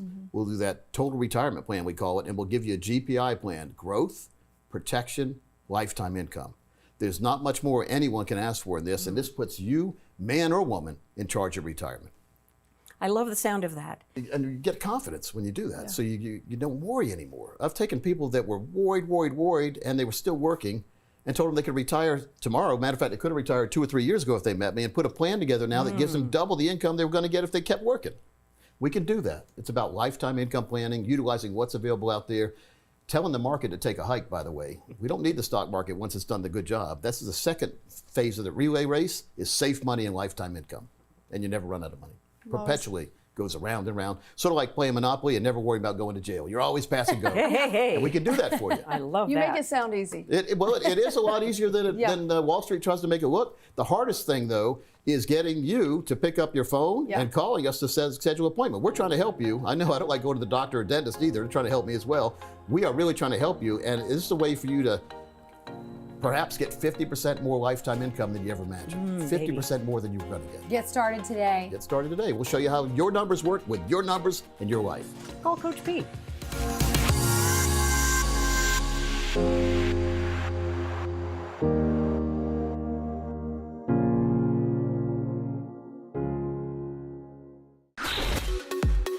$54% of Americans say that inflation is the #1 risk that they're facing. And I mean, prices have gone up. I went to Vegas a while back and I just kept saying, that's crazy. That's crazy. That's ridiculous. That's ridiculous. Yeah. How do people handle inflation? It is, I have a radio show, been about 22 years on national radio, and we've talked about inflation for years, but no one would pay attention. Now, the last 5 years, people are now starting to pay attention. Things are getting, and they were getting more expensive as we went on because there's no 49-cent gas anymore we had in the 70s. But it was so slow. It's sort of like when you put a frog in a pot of water, and you turn up the heat very slowly, he'll boil to death eventually.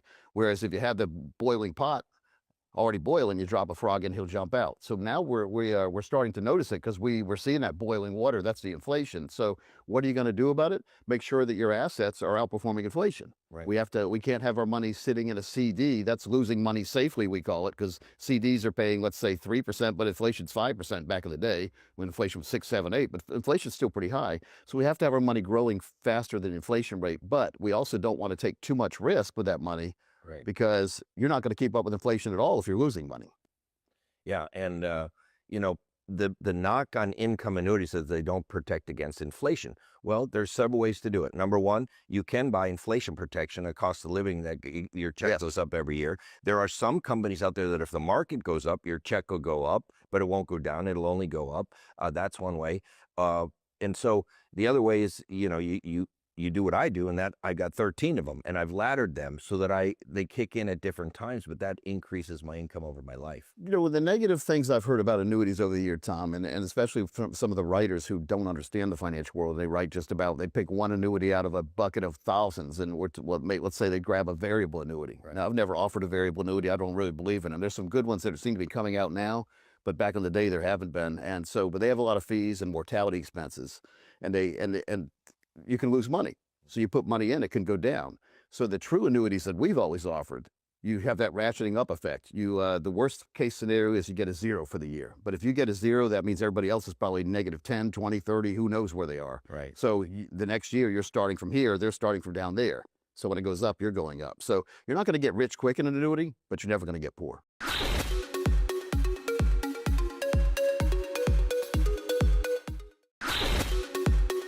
Folks, we have a very interesting guest this week. Matter of fact, if you've ever heard of something called the 4% rule in the money world, we're going to have the inventor of the 4% rule, Mr. Bill Bengen, on. And Bill is joining us from Tucson, Arizona today. Bill, welcome in. Oh, thanks for inviting me. Looking forward to it. Yeah. Now, like I said, you're the inventor of the 4% rule. How did you come about that, and what inspired the research behind this 4% rule that we hear about? Sure. I was a relatively new financial planner back in the early 90s. Not a young one. It was a second career, but I got into that, and I started fielding questions from my clients who are, basically baby boomers with about 20 to 25 years to retire, and they were just starting to think seriously about how much they should be saving and what they could spend in retirement. And I tried to find guidance on, the spending withdrawals, and couldn't find anything anywhere. No books, no magazines. All other financial advisors were all over the map with their answers. So I decided to sit down with a computer and find solutions myself.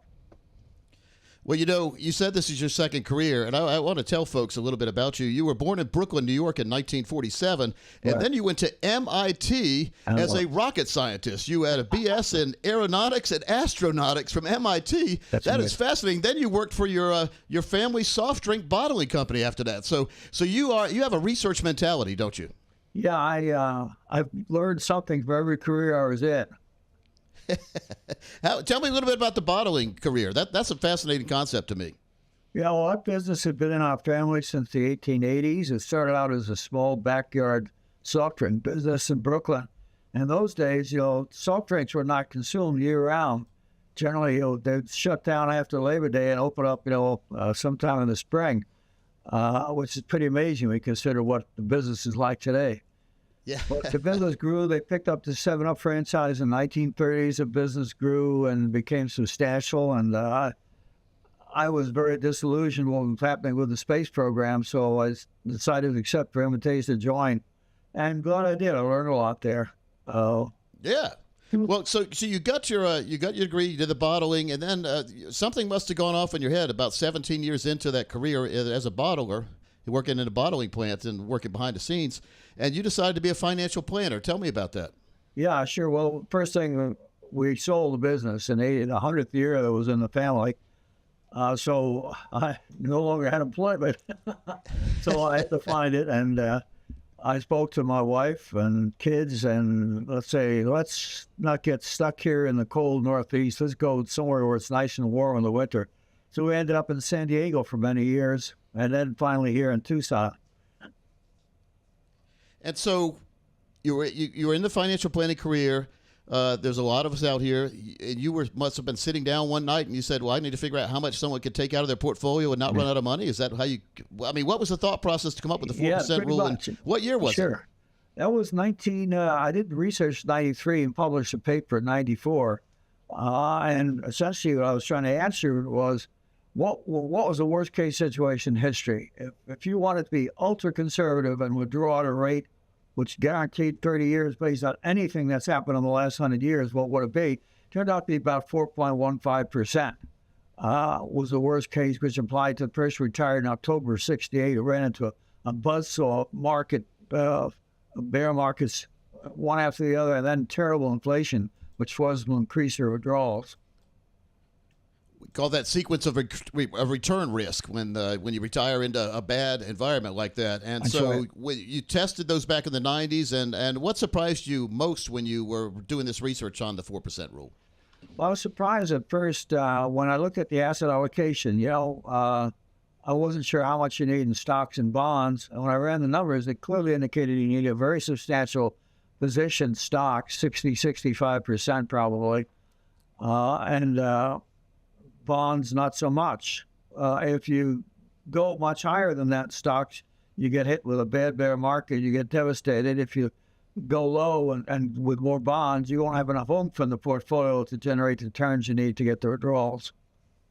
Right. And when we say stocks these days, there's so many stocks, and people need to diversify properly, or they could pick the wrong stock and be bankrupt in 2 days if it's a bad stock. You see some of these stocks go like a rug pull, and they don't exist anymore. So how can someone make sure they're picking the right stocks to go along with the 4% rule? Well, I think diversification is the key. Invest in funds broadly diversified across markets, across countries, across industries. Good high-quality funds. There are plenty of those. Most of them are index funds at very low cost, so that they are easy to swallow. You're not dealing with friction, commissions, and so forth.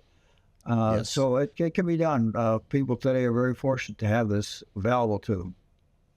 Now, when we hear about different rules of withdrawal that you can make sure to have a successful retirement, Susie Orman's saying 3%. I've even heard someone say, Dave Ramsey says 8%. What are your opinion on those, or that range? What do you think about that? Well, I haven't sat down with either of them to discuss the basis of their feelings, but just looking at my own data, I use historical data. I basically reconstruct the portfolios of investors retiring in 1926 to date. I had seen nothing in history that indicates anything less than 4.7%, which is the new number, my updated number.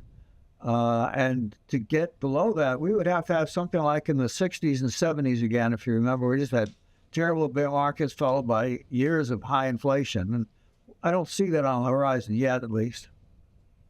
What's your opinion on the S&P 500? Is that a good, I know Vanguard has a really good one. VOO is the symbol. That's a pretty nice S&P 500 fund. What do you think about that one as far as being included in that portfolio to get this 4.7 you're talking about? It probably makes sense to do that over the long term, although on the short term, you're going to have to be careful because stocks are very highly valued and very concentrated in a few names, so that not always doesn't end well. Now, you said you've been quoted that the 4% rule was never meant to be a law, more of a process. How should people use it today without locking themselves into a rigid number, I guess we say? Yeah, I've identified in my book what I call 8 elements, which are basically assumptions that you can use to personalize your withdrawal plan. They include things like the planning horizon, how long you're planning to withdraw money, what type of account, taxable, non-taxable, do you plan to leave a balance at the end of the account for your heirs, and so on. There are those 8 factors. You get values for each of those, and then you can next step is take a look at stock market valuation and inflation. And using those 2 factors, I've got tables set up so people can just look up their number. Nice. Now, folks, we're talking to Bill Bengen, and he is the founder of the 4% rule. And Bill, For retirees worried about inflation today, what's the best way to protect their spending power long term? Well, that's a real concern. I always say that inflation is the greatest enemy of retirees. I think in the bond portfolio, they could use tips, significant exposure to tips. And I think also they want to invest in top quality companies that go through a rough period of time of inflation and come out okay. They got pricing power. This is more of a psychological question than a financial question, but do you think retirees today are more likely to run out of money or leave too much unspent out of fear?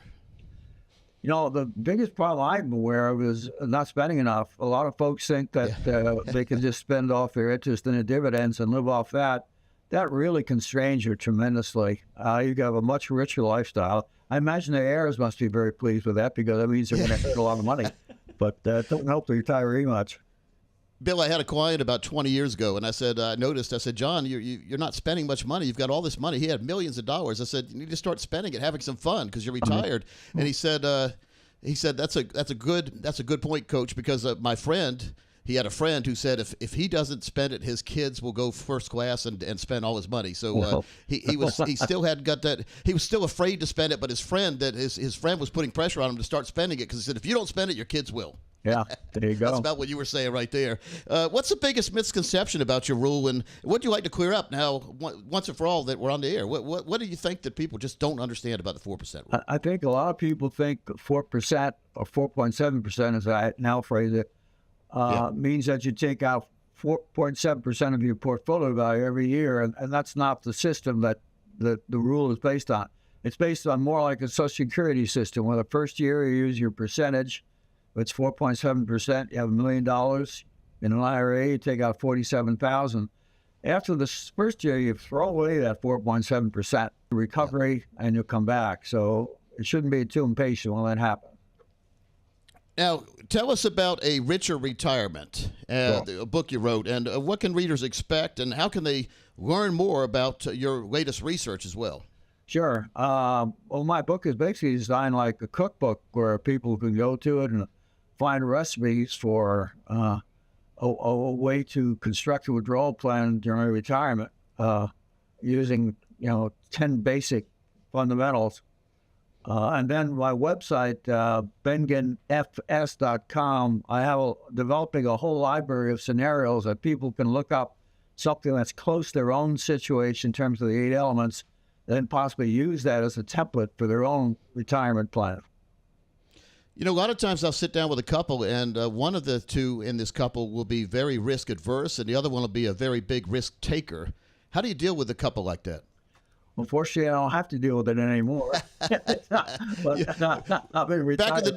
Back in the day, how'd you do that? How'd you deal with people? It was tough to reconcile. Yeah. You had to try and sit with them and sort out some of these financial issues. Some people are just very fearful of certain things. It's irrational, and there's not much can be done. Just reach a compromise if you can. Now, finally, I want to wrap it up on a subject that a lot of people have heard about, because critics have said that 4% rule is obsolete after the 2021 to 2023 inflation shock. Is that fair, or is that fear, Marguerite, that they're saying that? No, it seems to have survived it okay. Now, of course, that's only a few years ago. We don't know what will happen over the next 10 to 15 years, which will have a lot to say about what happens to people retired back then. But right now, they're starting out okay. They got hit with a bear market, but then they got a huge recovery, after that. So they're back in clover, I think. We've been very, very lucky, haven't we, with these V-shaped recoveries we've had in the last 20 years? Yeah, that's right. Look at Japan. It took them forever to recover or get back on the right track, and that's the only thing that worries me, Bill. And I think that these days, though, I think the average investor is a lot more astute than they have been in the past. I think that's why they may help the recovery more than the stock companies themselves help the recovery, because people they have the fear of missing out. So when the stock goes down, they jump in and buy many times. And that's using the correct strategy. Whether it is today, I'm not so sure. Yeah. But yeah, I agree with that. Back in the day, they say, trying to buy a falling stock was like trying to catch a falling knife. Yeah. And that is true on some of these penny stocks that go down. But for the traditional S&P 500 companies, that doesn't really apply these days, does it? I mean, it is good to buy low and sell high. Yeah, I think if you're investing in a broadly diversified fund, you're protected against individual business risk, and you should just be fine over the long term. Well, folks, his name is Bill Bengen, and his book is Richer Retirement, and he is the inventor of the 4% rule. Bill, thanks for your time today. Thanks for having me, Pete. Appreciate it. And folks, we'll be right back after this.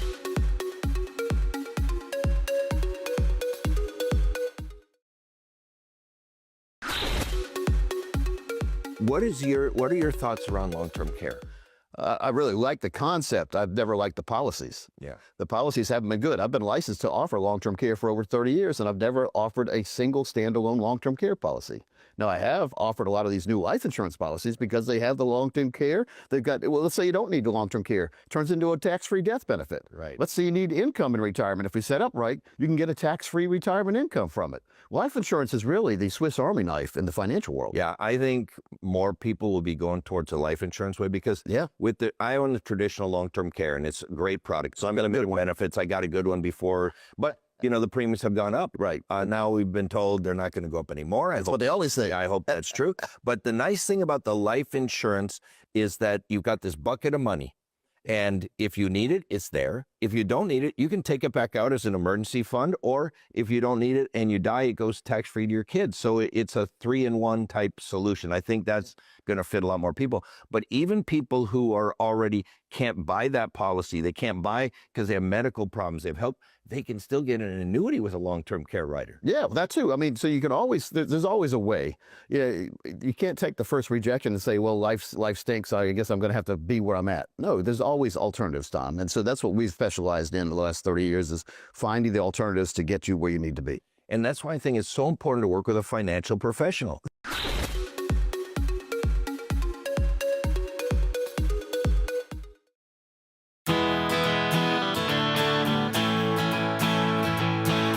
Hey guys, it's Parker Holland here, Chief Wealth Strategist at Capital Financial Advisory Group. We do a lot of case studies on the radio. You've seen us talk about it on our video series and TV shows, but we like doing real world examples. So we have a lot of people ask us, can you run the numbers for us? And they're even comfortable with us using them here on the board for you. This is a real study from a radio listener that came in, and we're not looking at the comprehensive plan here where we go tax, healthcare, Medicare, Social Security. We're looking solely at the income off their investments, because that's what we all save for. Bills and taxes never stop, but paychecks do. Like Coach Pete says, you got to replicate the income. So here's a real world example for a radio listener. They're currently 57 and 55. Husband and wife, spouse, doesn't matter what you're looking at. There's normally always an age difference most of the time, but they're looking at retiring in 7 years. So what we're looking at here, this will be age 62, and then of course with layover, overlap, this is going to be closer to 64. Now, they had about 1.4 million in retirement savings. Now, Wall Street is going to recommend that you take the younger spouse's age, subtract it from 100, and that's the risk versus safety. Unless they're more conservative, it can flip. Now, in this scenario, we don't run off a risk tolerance. Our plans and strategies are focused on income and standard of living. We want to make sure we're able to maintain the income they need. When we ran the numbers based on what they have and we back-sourced it, that put us at around $560,000 for their plan, and that's what I'm going to use here in this example. $560,000 with an A+ rated company. That's going to be a worst case scenario for our clients. So that means that no matter what the market does, they put in 560, we know it stays 560. What we're doing is, instead of holding an IRA or a retirement account with a custodian broker like Fidelity or Vanguard, we use insurers like Nationwide, North American, Athene, Allianz, A+ rated, and they all incorporate strategies and incentives, whether it's bonus percentages, dollar values. Well, here we're just talking about income. We're not focused on what the accounts are doing for bonus or incentive. We're focusing on what they generate. So worst case scenario, we want to know, no matter what the market does, what does that 560 get us? Targeting a 7-year window. Now, age of death, we normally do spreadsheets and 30-year models, but in this scenario, let's go a little farther because people are living longer. Let's go to age 97. That income received worst case scenario is going to be $60,000 a year. Now, that's off of the $560,000 number. This is assuming 0% returns, which means by age 97, there'll be no money left, but they're still getting the income. The spouse is, no matter who outlives who, or if they die at the same time, that standard of living is going to be met. We're not counting outside accounts. We're not counting Social Security. We're solely looking at that 560 alone. Now, we know we got bigger issues if the market does 0% every single day. So let's look at actual performance. 7 to 15% over the same life expectancy. We're not looking at a set rate of return here. This is where most calculators get in trouble. They run a fixed 7, 9, 10% number. The market doesn't do that every single year. The market fluctuates. It has years of negative 20, positive 20, 7, 15, 55. Let's just say it stayed between the historic averages over the next 40 years. That means that the income, instead of starting at 60,000, would start closer to 70,000. 57, 55, wait 7 years, what's it do? Well, that income is going to continue to grow every single year as well to 160,000 plus. That's inflation protection. But the goal is to live off the icing without touching the cake. What does this number grow to? Well, as I just mentioned, we're taking income, but our goal is to not drain principal. That's going to be over 3.7 million left for their heirs in that same period of time. These strategies are targeting growth, income, consistency without picking growth or safety. We're eliminating the focus in the standard norm and focusing on income yield so that the outside accounts, Social Security, everything else is icing on the cake. If you want your own plan or strategy or you want to see what your numbers do, give us a call, shoot us a text, go to our website and just poke us and let us know what you're looking for, and we'll give you your own exact numbers.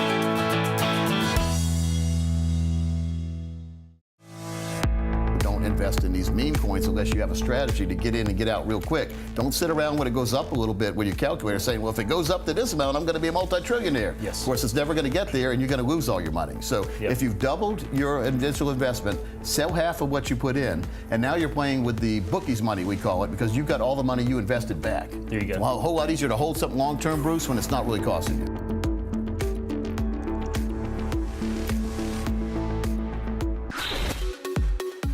One of the big risks in retirement is sequence of returns risk. Oh, yeah. Americans do not understand that risk. So kind of, how do you explain it? Well, basically, the day you retire is a very big day, and it can become a gigantic day if the market starts to go down that day. So now you're starting to take money out of your retirement. This is if you don't have a real plan put in place. A lot of you're trying to manage yourself. You're just going to take money out of the stock market accounts you have, and you're going to, supposedly, you have that 92% chance of being okay. But the market keeps going down. You keep taking money out as it goes down. The beauty of the stock market, if you have the time horizon on your side, is if a stock goes down and you really believe in it, you don't have to liquidate it. You hold it till it comes back up. If all that money in the stock market is money you need for retirement, you're going to have to start liquidating that money because you need it. So that's why we say keep that stock market money alone, build a force field around it with annuities. So have annuities give you the income of retirement and leave your stocks alone. Therefore, the stock market can do its thing. Stock market doesn't go up all the time. It doesn't go down all the time. But over time, it goes up if you have that time to leave it alone. Usually people buy high and sell low. That's what happens. But if you're selling low because you have to, because you need that income, you're not in the right place. You don't have a true retirement plan. Yeah, and what's even worse is the more the market goes down, the more you have to sell. Yes. Because your shares are worth less and less, so you've got to sell more and more to get that in. So you're locking in your losses. And so people who retire into a down market, if they don't have a plan like you're talking about, they're just taking money out of the market, they have a very high risk of totally running out of money. Yeah. Versus somebody who retires into a bull market, they can take money out. They have a very high chance of success. It's just we don't know what's going to happen on the day we retire. So I call it good luck or bad luck. And I don't want to subject my retirement to good luck or bad luck. And that's why I have a plan like what you talk about. That's the Vegas mentality. We don't have time in our retirement accounts to have the Vegas mentality.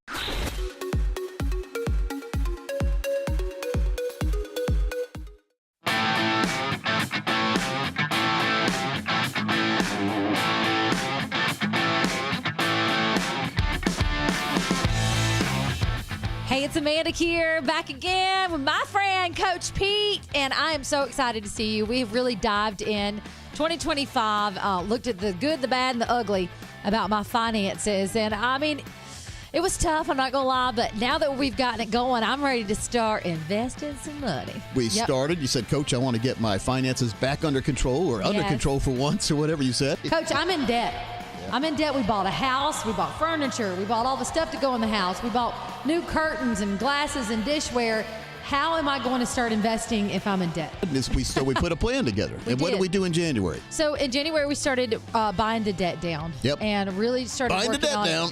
like the smallest ones and really paying those off. And I have thrown like every extra penny that I could possibly throw at it. You took the highest interest rates. That's what we identified. Those are the big termites, the financial termites, high interest rates. Doesn't matter what the balance is. Yeah. Well, and I had some furniture and stuff that was 0%. So I said, I'm going to wait, I'm going to get that last because it's 0%. Don't wait to the last minute on that, though, because if you don't pay it on time, they're going to go back and charge you interest on from day one. And zonk you and put fees on there. So you need to pay that. Wow. And don't wait till like the day before. Make sure you pay that off like 30 days before they say that's beyond that. We'll send them to you at no cost or obligation. We'll send them to you at no cost or obligation. All you have to do is call the number you see on the screen. Or let's give the number out right now. Yes, 919-794-7900. Or text Amanda to 600-700.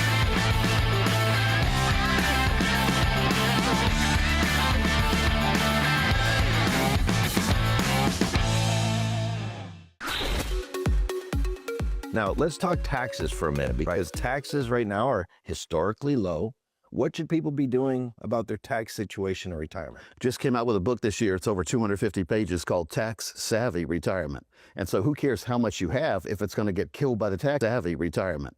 And so who cares how much you have if it's going to get killed by the tax man? If you have a big piece of cheese, it turns some of the life insurance companies, matter of fact, the biggest ones, the A-rated ones and above, have come up with something called a living benefit rider on your life insurance accounts. If you have a new policy, you may have that. If you don't, you really need to get it looked at, and you need one because what this lets you do, Tom, lets you take your death benefit out while you're still here to pay for long-term care.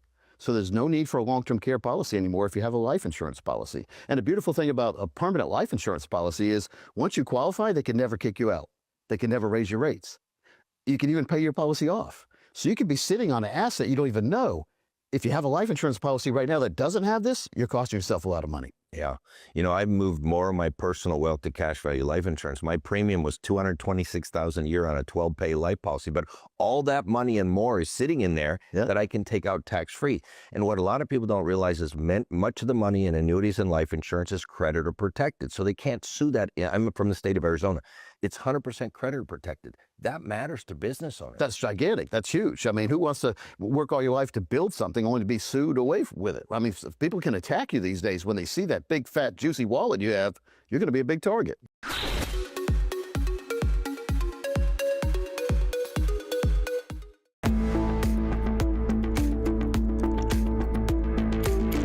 Here we are again, Chapter 5 of the Big Book on Retirement. I'm Thomas Lipscomb here alongside the author himself, Coach Pete D'Arruda.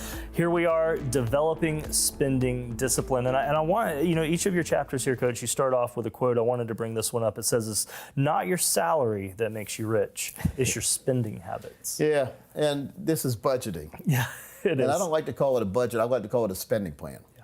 So let's write down, how do you figure out how much you're spending now? Well, you can look at your credit cards and your checkbook and see all the stuff added up. Or you can write everything down when you spend. That gets kind of tedious. Keep the receipts, scan them in your computer, that kind of thing. But then you come up with rough estimates about how much it's costing you to enjoy your lifestyle now. This is when you're working. And so that when you retire, we can have a judgment about what you're going to spend in retirement. So if you like to go out to eat on the weekends, you're probably going to start going out to eat more on weekdays when you're retired, because every day's a weekend. So we need to factor that in. That's good. And the whole reason why we save and put money, our money gets taken hostage by the 401k or 403bs or TSPs, because you give it, you can't get it back out. It's hostage. So we have a hostage situation. And we reach retirement, it's time to start rescuing those hostages. They start getting free. That's money coming back to you. And then you say, well, gosh, we should have put more hostages away, right? So the more money you can put away now, the more you're going to have later. Yes. But it's just the thing is, we figure out how much it really costs you to enjoy your lifestyle, not just get by. Yeah. Anyone can sit home and watch reruns all day long, but you got to have some excitement in your mind. Mm-hmm. I always encourage people to keep a brokerage account, maybe $50,000 to $100,000 in there that you're trading. And so you're doing research every day. You're looking forward to the earnings report. There's always something you're looking forward to. What I've seen in life, if you stop looking forward to stuff, you're going to quickly dwindle down to nothing. So we always have to have something we're looking forward to. Absolutely. And, you know, I love this chapter too, because speaking of developing spending discipline, it's not just the big main spending plan that you develop. It's funny because it reminds me of mitigating taxes in retirement and so many other things. You're building small things. Like your book, The Fine Print Fiasco, is what I'm thinking of right now. One of your early books. So this is one of your latest. Second book I ever wrote. Second book you ever wrote. But it discussed those core aspects of focus on little things here, here, and here, and they all build up into something rather, you know, something you could be proud of. Well, mountains didn't get built overnight. You know, it takes, like when you build sandcastles, it took a bunch of buckets of sand to get a big castle. But I mean, without that first bucket, you didn't have a chance of the castle. And so the better the foundation, the more secure it was too. Take the same approach in the financial world. Firm foundation, lifetime income, put you in control, minimize or eliminate fees, commissions, expenses, and too much risk. And as we get into retirement, we want to be in control of our money, not our money controlling us. And we help people with that every single day. Approach retirement on your terms. We can help you. Thomas, the numbers are on the screen there. You can see that. The book will help you get your arms around it, and we can help you put that plan together. No cost or obligation, by the way, if you're seeing this video. Just give us a call. We can meet with you and help you get started to that really good retirement you deserve. There you go. Yeah, it makes a whole lot of sense, folks. Go ahead and call right now. Don't put yourself in the way of yourself having an absolutely amazing retirement. Whether it's just getting that second opinion or you really don't know what's going on in your plans, you're just nervous about what's going on in the market either today, yesterday, or 5 years ago. Well, there's no better time but the present to get it done, right? We can always put things off, but let's get ahead of the curve. Let's do the smart thing. If you do it once, you never have to do it again, too, by the way. There you go. Once you get that plan put together, it's autopilot, folks. Let's put you in that retirement autopilot. I love it. Get that confidence, folks. Call Coach Pete and his fiduciary team. As he said, the number's there on the screen, and we will see you for Chapter 6.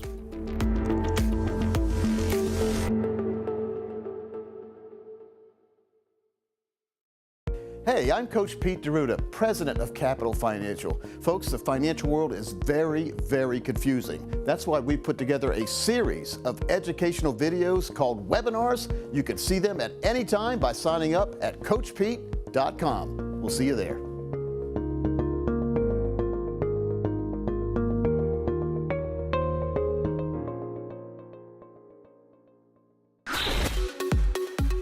Everybody's putting their money in 401ks, but long term, that can be a problem. Well, a lot of them are orphan 401ks. What that means is you work for a company. People don't work for a company 30 or 40 years these days. They work for a company for 4 or 5 days, sometimes, or 4 or 5 years, and then to go to a different company. So they leave their 401ks behind. So we call this splintering or orphaning.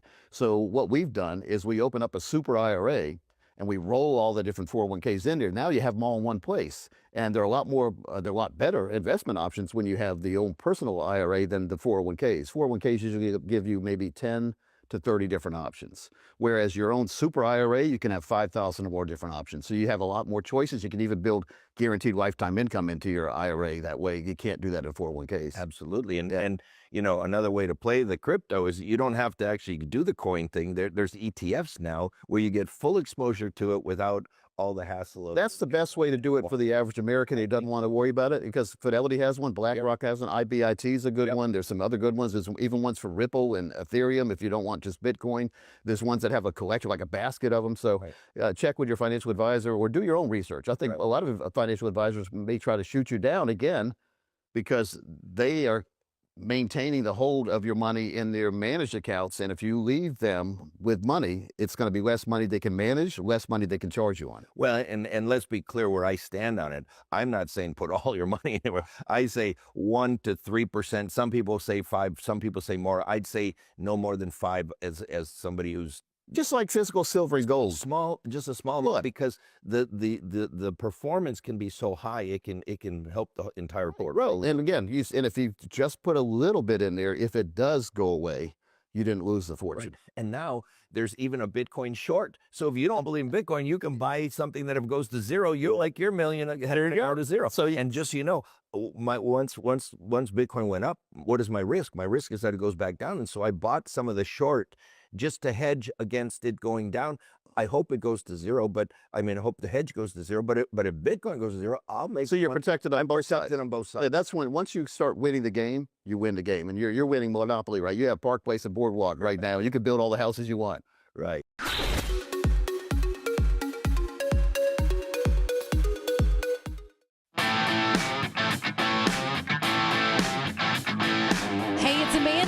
I'm back again with my friend Coach Pete. Coach, everybody I know has a side hustle.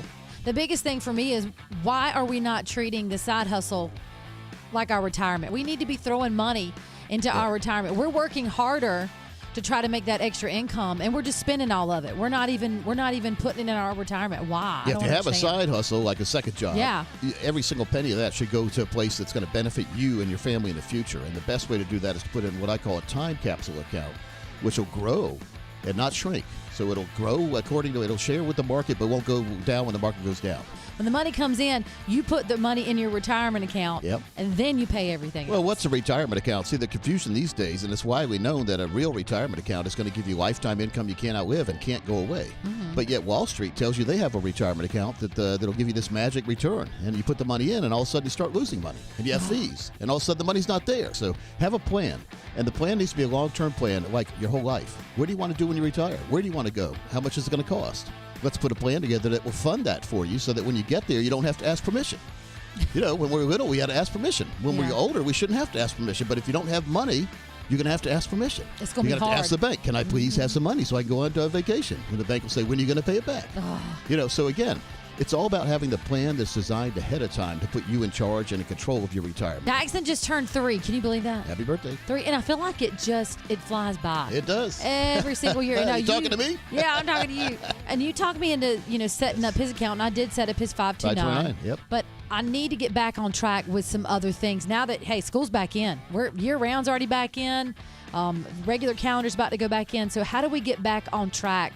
How do we set this up? Yeah, it's about having a routine, and a positive routine, a routine that'll get you in control. It takes about a month to form a good routine. It takes about 1 day to form a bad one. So the good routines are putting money aside for retirement, making sure your money's going to be there, make sure it's growing now, and make sure you can have a lifetime income from your money and know what that income's going to be ahead of time. Now, that sounds like a lot of steps, but we do that for every single one of our clients, and I've done it for the last 33 years. What do I need to do to have that backup college plan for Jackson? Yeah, well, my daughter Carrie, I've had 2 529 plans for her over the years. So a North Carolina one and a Utah one, and she's using the Utah one. She's going to University of Alabama, and that's not a cheap place. So lucky for her, her daddy put some money aside. But there's more to life than the 529 plan. You could put money in your 401k plan and then borrow against it to fund your college education for your child if you wanted to. I don't really recommend that. I think you're better off doing the 529 plan, having something that's segmented and that's destined to go to education, instead of saying, I want to rob my retirement so my child can go to school. Recently we went on our bucket list trip to Montana, and I met this couple, and they told me that they travel in the country, and they were well into their 70s. And I'm like, how in the world do they afford to do that? And I thought about it. They played their cards right. They retired because they invested, and they did it the right way. Investing is one thing, but what I've seen a lot of successful folks lately, they have a tax plan. So that's why I just wrote the book, The Tax Savvy Retirement. Doesn't matter how much money you have if Uncle Sam's stealing it all. So let's design your retirement money in a way that you will benefit more than Uncle Sam will. You are right here in Apex, North Carolina. Yep. This is where you're located, and you can come visit. I mean, literally, he's a North Carolina man. Amanda, I've noticed an alarming trend lately where a lot of advisors from other states are trying to use AI and use a lot of advertising to get people to do a Zoom meeting with them, and all of a sudden you're sending them a check to a different state. I would never do that. So we're local. Come see us. We have 27,000 square feet here in the Coach Pete land, we call it, in Apex. Come see us. All right, Coach, what is the financial fill-up? And there's the sounder. Remember when you're little, maybe you don't, some people do, being in the back seat. I remember being in the back seat of Mom's station wagon, and she'd go to get some gas. She'd pull in, and she'd hear.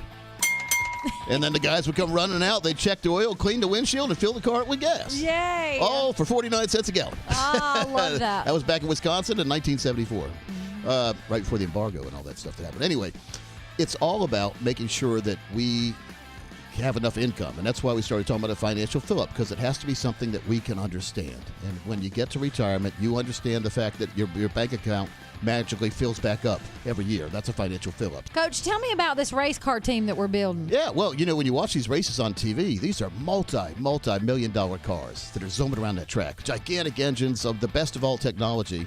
But what if you spent your whole life building a team, a race team, and when it came to race day, I don't know why, but that's what happens. And so I think both spouses need to know what's going on in their retirement accounts, especially, but every account. And you need to learn. Don't just ask your spouse.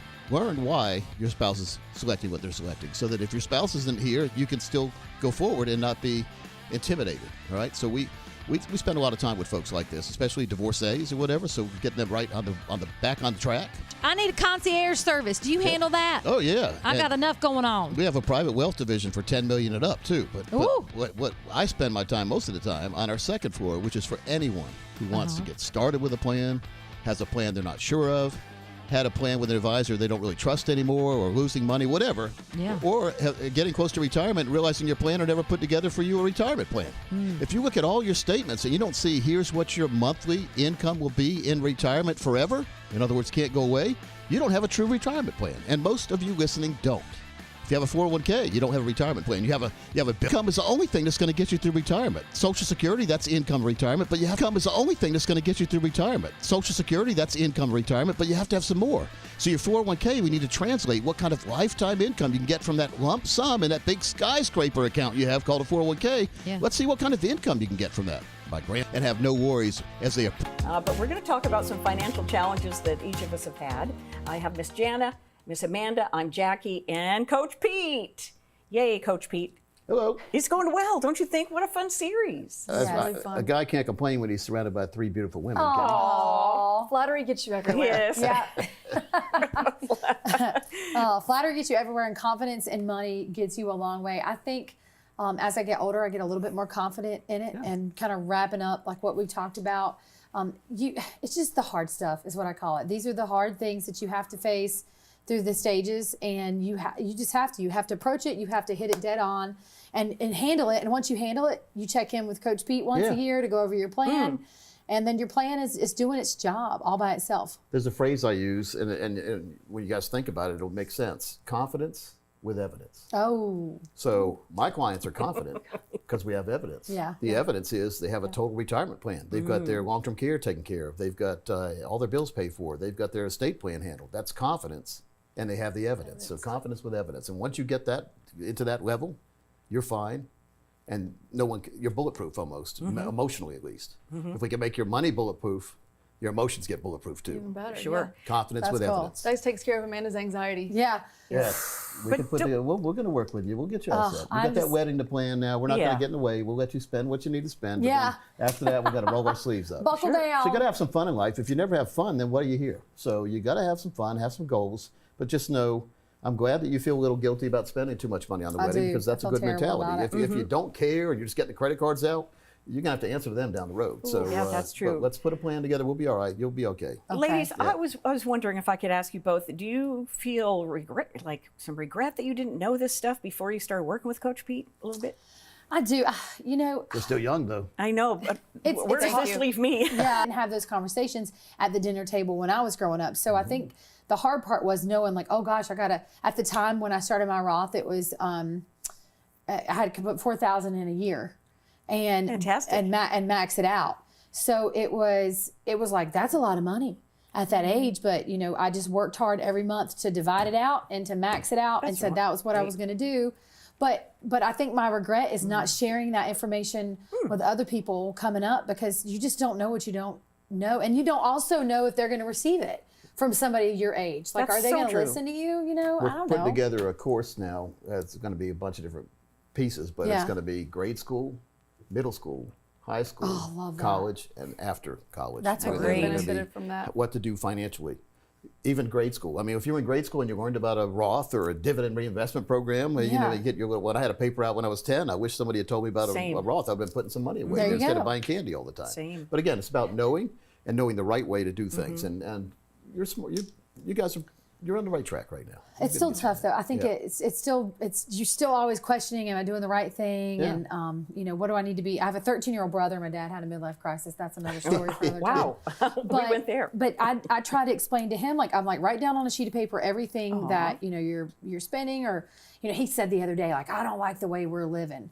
And I'm just like, oh, okay. I'm like, so I made him write down like everything my dad spends. And I'm like, if you don't like your life now, like this is what you'd have to make every year to even be able to afford this lifestyle, then you better be a doctor, Wow. lawyer, or surgeon or something to be able to afford this. And I think that kids these days don't know where the money comes from, how the money gets spent, True. and Yeah. just what it takes to live. And I say, so to wrap it up, and what I was trying to say is the regret I have is not being harder on being more of a friend than a coach to the younger people in my life. Yeah, but we're going to make it easier with that series. We're going to come out with a workbook series for But I feel ages. you on will they listen to you. I feel like even in broadcasting, in general and being in radio and having blonde hair, they never listen to me. They think, Well, I get the feeling people don't listen to me sometimes Yeah. too on air. Yeah. So our points are relevant and very important, and a lot of Yeah. people just ignore them, I guess, and think everything's going to be fine. Ignoring this problem is not going to make it go No, away, right. and financial problems get worse. Sort of like having cancer, it's going to get worse, not better, over your years. Unless you take steps, yes. Take a big step and address it and accomplish it and conquer it, and then put you in control. Sure. I was the complete opposite of Amanda, and I still kind of am. I don't want to be bothered with the details. I really don't. Well, Just handle it. I have a lot of clients like that, Janet. They just want it done. Yeah, I want it done. And I Yep. control so many different things in my life and my career. When it comes to this, I defer to the expert. I can't be an expert in everything, like you can't be in everything, but you are an expert in this. I don't repair my own cars anymore. Yeah, No. and I trust you. And so I think I wish I had done my research earlier, and it wasn't to educate myself on where to put my money and what to do. My education earlier would have been find a partner. Yeah. Well, that's right. It's somebody you can trust, a teammate. Somebody you could trust where I knew Yes. let's check in once a year or twice a year Yeah. or whatever the thing is, because at different points in life I wasn't working with that much. Yeah. And I've been in sales forever, and I have huge years and I have okay years. Right. And I needed you many years ago to tell me on those huge years, Where to put the money. don't take quite so many trips. Yeah. And I had a lot of clothes. But you have a lot of good Yeah. memories Stupid too. stuff. I have So good those are memories. priceless. That's true. Yeah. So Yeah. really, I can't be mad at you for I spending know, money and I there. don't regret it, but I Yeah. can't imagine. I didn't start a 401k until I met my husband. His dad is a accountant and whatever, he's doing our taxes. He goes, "Wait, can you give me your 401k information?" I was like, "I don't have one." He goes, "Well, doesn't your company match?" Or I was like, "You know what? I'm not super sure, but let me look into that." And so I was 31 until I started a 401k. Yeah, but at least you okay. started. All right. See, the That's secret okay. is to start. I don't care what age you are. It's to start. Start a 401k, start your retirement plan, Yeah. start your long-term care plan, start something today. Don't wait till next year, because next year might not come, and if it does, it might not be the best circumstances. So let's get things done now while the water's calm, Yes.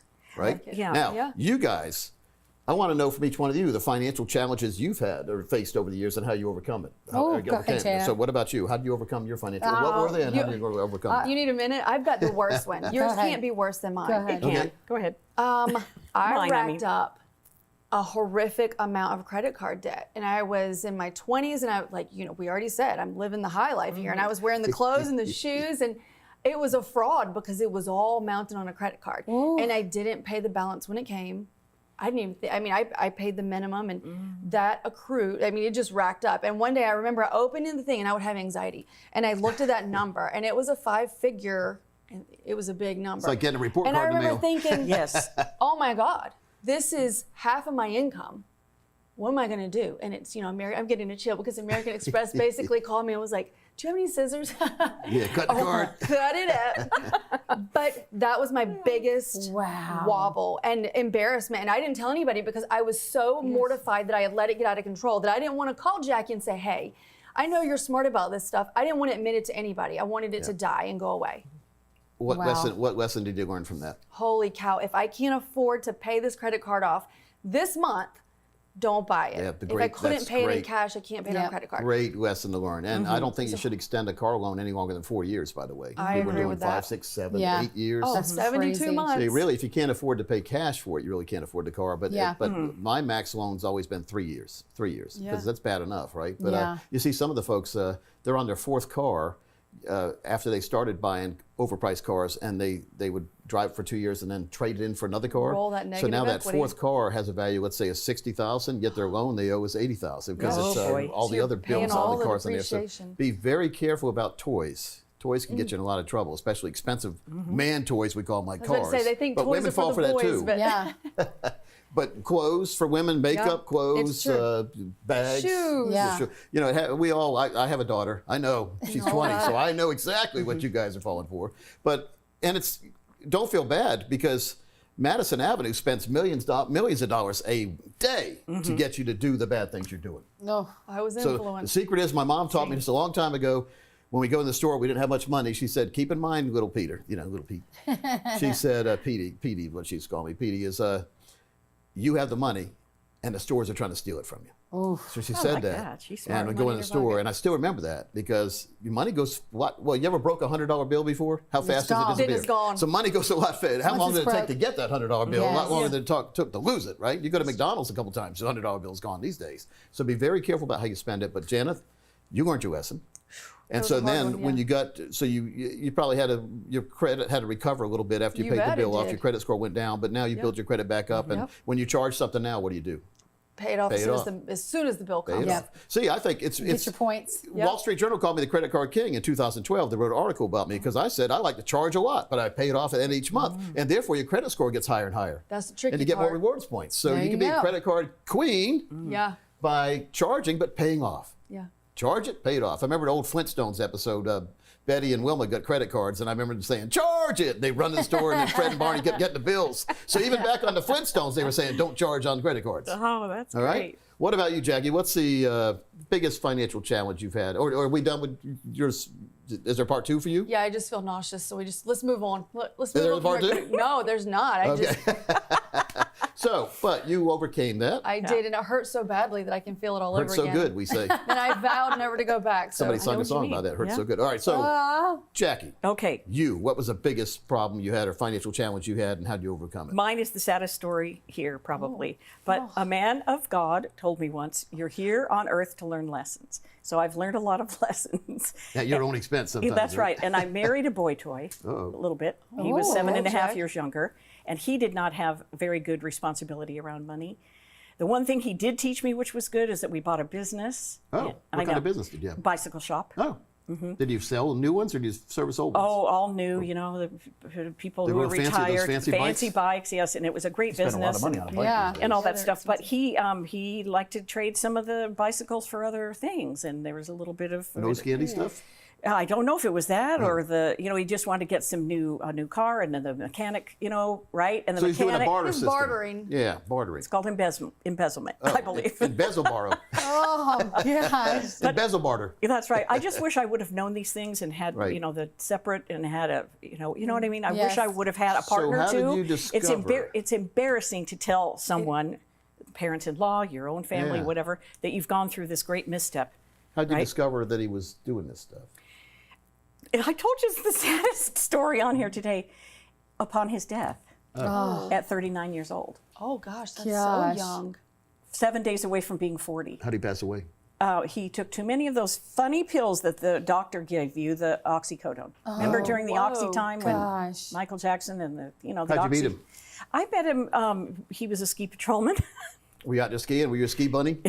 Can we make this a whole separate episode? I feel like this needs to be insane. a I told you whole- it was going to be the worst story. Where were you skiing out in the mountains in somewhere? Vail. Oh, Vail. Yeah, I worked for a broadcast network, and they allowed me to work in Vail. So You know what? You're just like new cars do. Like the 2020 cars, not as good as the 2025 cars are full of those bells and whistles these days, aren't they? So the financial products are better and better these days too. So if Right. you have an older product, 4 years or even 3 years or older, it's time for review because there might be some better ones out there. Plus, a lot of them I've seen lately have a lot of financial termites hidden in there. Those are unnecessary fees, risk, and commissions that are embedded into your plan that you can't see. We can see that. So we can do an analysis for you. All right, for you. Okay. Oh, gosh, there's so many. I think my biggest regret is not having the confidence to ask for a raise, and because you're paying yourself. And I allowed people that have worked for 20 years. I've worked for so many companies, done so many things, sang at the bars in Nashville. I love the Nashville bar scene. Yeah, It's fun. They're they're- like different bands everywhere. It's cool. Real Yeah. estate, wholesale. I've worked everywhere. And I just never had, I always was so scared of the backlash or the getting fired. I can remember the anxiety of just like going in and just having the gumption to go in and say, you know what? That raise is going to pay for my retirement. That raise is going to pay for the things that I want to invest in. And I just always thought I couldn't do it. And I finally I just did it. I just started going and saying no. So I don't have that regret. Get what you're owed, y'all, so you can invest that money. I would say to know your worth. How's Yeah, that? know your worth. Yes. Know your worth, because you're worth a lot of money at the place you're at now. Well, and everybody is. And I think that if you have experience, life experience is enough. You know, I hear some women say, decision. well, and if they're not paying you enough now and you say, I got to keep the job, then keep burner A on, start cooking on burner B, or burner C and D and E if you need to, and then figure it out. But don't, keep A going, simmering, but figure out what your options are. You always have options. I like gas grills too, gas inside cooking. Now, each one of you's had a situation, and I know everybody watching probably has at least one. So come on in and let's discuss yours and let's iron that out and get you on that right path. Thanks for watching. Yeah, we'll see you next time we do a series, folks. This has been a fun series. Thank you. Yes, thank you Jenna, so thanks much. for coming. And Jackie, as always, thank you. Thank you. We'll see you sometime, folks. Give me a call. Let's get these books in your hand. Let's get knowledge in your hand. And let's more importantly, let's get your life in your hand.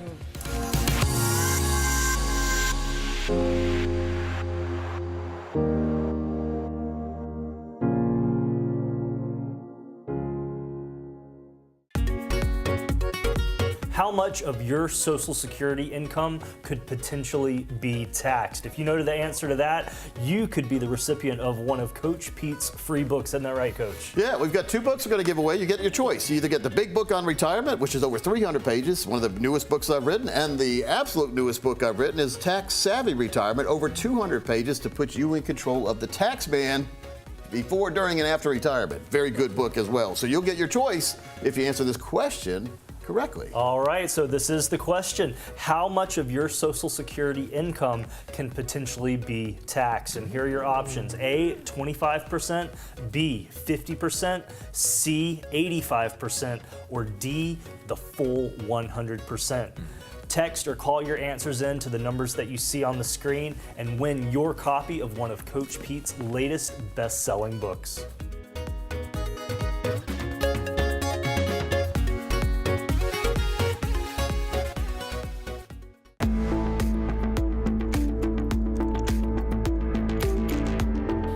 Welcome back into our series on the big book on retirement. I'm Thomas Lipscomb here alongside the author himself, Coach Pete D'Arruda. Thank you for joining us once again in our series, Know the Fundamentals. Yeah. It's huge, Coach. Know the fundamentals.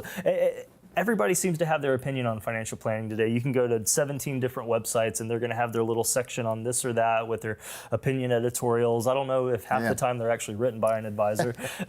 But let's talk fundamentals. Yeah, very important. I mean, if you watch any sporting event, you can tell the teams that the coaches spent a lot of time making sure that the players understood the simple tools and techniques, and then added to that. That's good. If you try to jump in like up here and you didn't learn down here, you're going to quickly fall back down. So building blocks, fundamentals, especially in retirement. What are some of the retirement fundamentals? Making sure you minimize your risk, minimize expenses, maximize what you're saving, maximize your income, have that autopilot where you never have to worry about outliving your money, and you've got at least that amount coming every single month for the rest of your life. It'll never be less, could be more. But we put all the important and pertinent information on a one-page plan for you, showing you in color, different colors, what it really means to you. Yeah. What's my lifetime income going to be based on what I have right now? What are my expenses going to be? And of course, the income better be higher than the expenses. Exactly. And so if not, we could tweak that. And so that's why it's important to be honest when we talk about what do you like to do in a day, weekend day. You like to play golf? All right, we need to put a price to that. Then we need to and stick to them. Band-Aid remedies never work. No, duct tape. Isn't that nice? Yeah, duct tape. Yeah. No, I mean, but it's duct tape. Isn't that nice? Yeah, duct tape. Yeah. No, I mean, but it's such a great solution that we have, there's no need to be cutting corners. There you go. Yeah, we I can love that. put you in control of retirement with the money you already have put aside, by the way. Yeah. You're not going to have to come up with money. It's already there. Let's just make sure it's in the right place. There you go. That's all we do. Folks, the time to act is right now. Connect with Coach Pete's fiduciary team with the information that you see there on the screen. Get your questions answered, but even more important than that, let's get that plan. Take that worry, as you like to say so often on your radio show, Coach. Take that worry out of living in retirement. Yeah. And folks, we'll see you for Chapter 7 here shortly.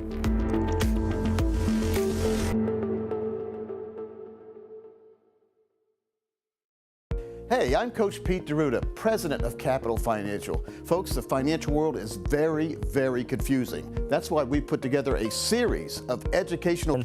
Chapter 7 is all about understanding the end game.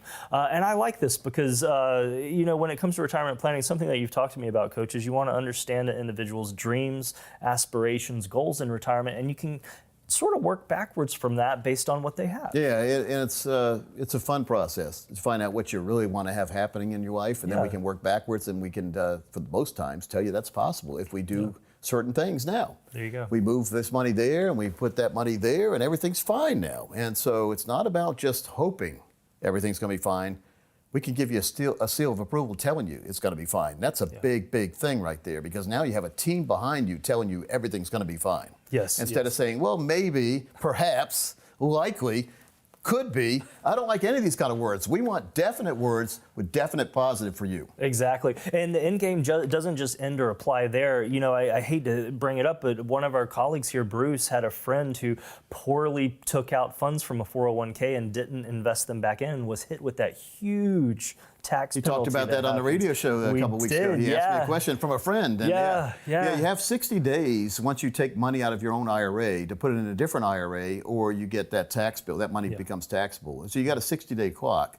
Or if you have it electronically done through a planning organization like us, it's done automatically. You don't have to worry about it. So Easy the burden of breezy. proof lies on the institutions, not on you when you have an institution help you like that. That's so good. That's again, good. that's a big time bomb for folks if they do the wrong thing with money, or your money in IRAs. When you take that money out, you're going to have to pay tax on it, unless it's a Roth IRA, which is tax-free. If you have a Roth and a regular IRA, then people say, well, which account should I start taking money out first when I'm in retirement? My opinion, if you got some money growing tax-free, keep it growing tax-free.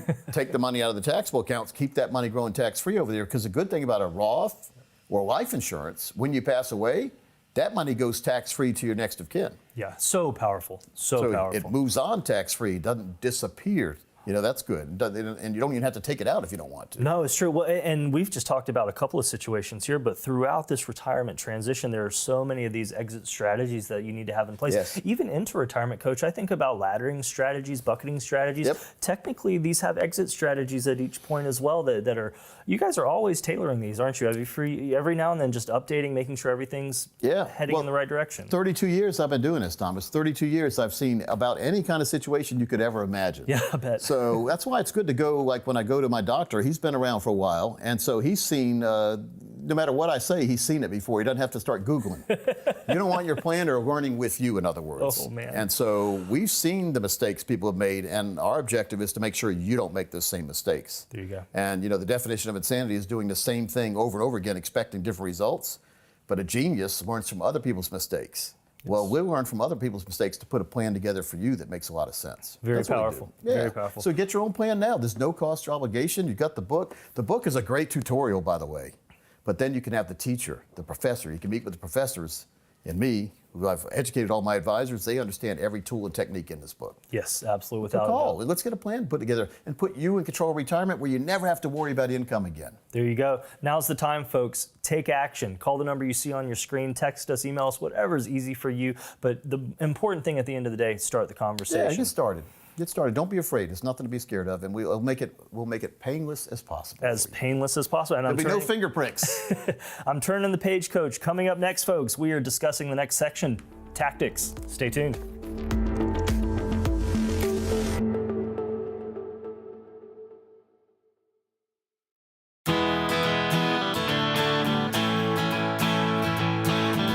Hey guys, it's Parker Holland here with Capital Financial, Chief Wealth Strategist. We always like doing case studies on the radio, and now you guys get a visual representation on one. So we're going to use real cases, of course, no personal information, but these are scenarios we put together for clientele that we're looking for that safe, reliable, guaranteed income, but also the legacy. So we call this a spend and leave plan. It means you kind of set up a strategy, live off the icing, don't touch the cake, and we're going to give you multiple scenarios of how these actually work. So for the first case study we had come in was actually a radio listener a couple months back. The of this plan is there is not a risk tolerance we normally assess. Most people say that you have to put your age inside of a retirement calculator, and that's the difference between what's at risk and what's not. So that means that the safety and the risk should be about a 55-45 split. Well, in this scenario, we based on what makes the standard of living work, what makes the income work.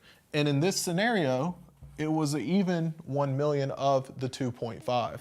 What this did was we always work with A+ or higher companies, but they become the custodian. So instead of having it in 401k like Fidelity or Vanguard, we use companies like Nationwide, Athene, North American, A+ rated insurers. So in this scenario, that million, based on this A+ rated company, got a 30% bonus, which pushed the insured value to 1.3 million. That's 300 grand going towards their retirement income, no matter what the market does.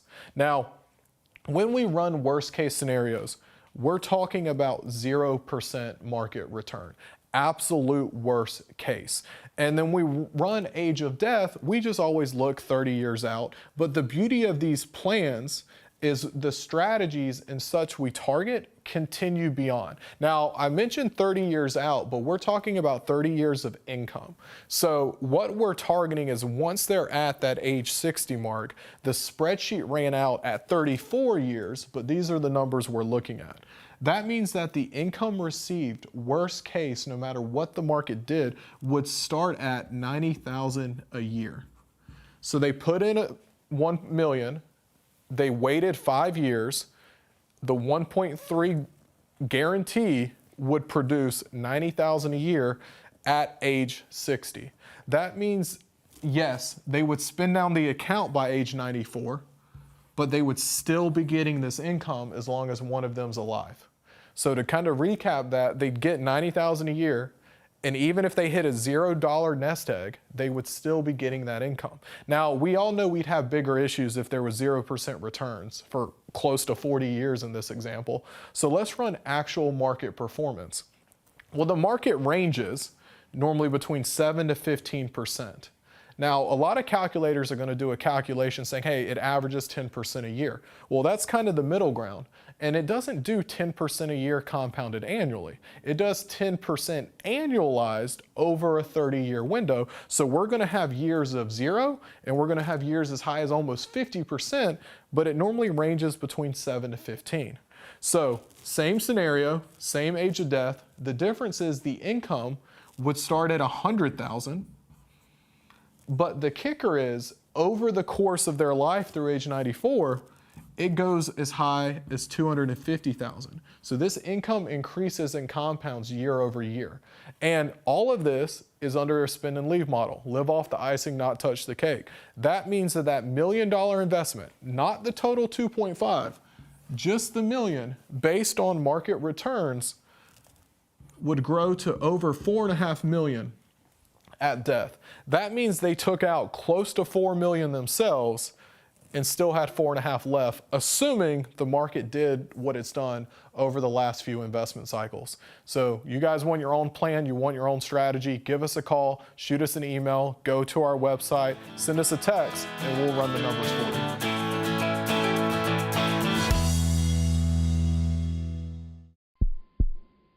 This big game, every move counts. Plan wisely to win the match.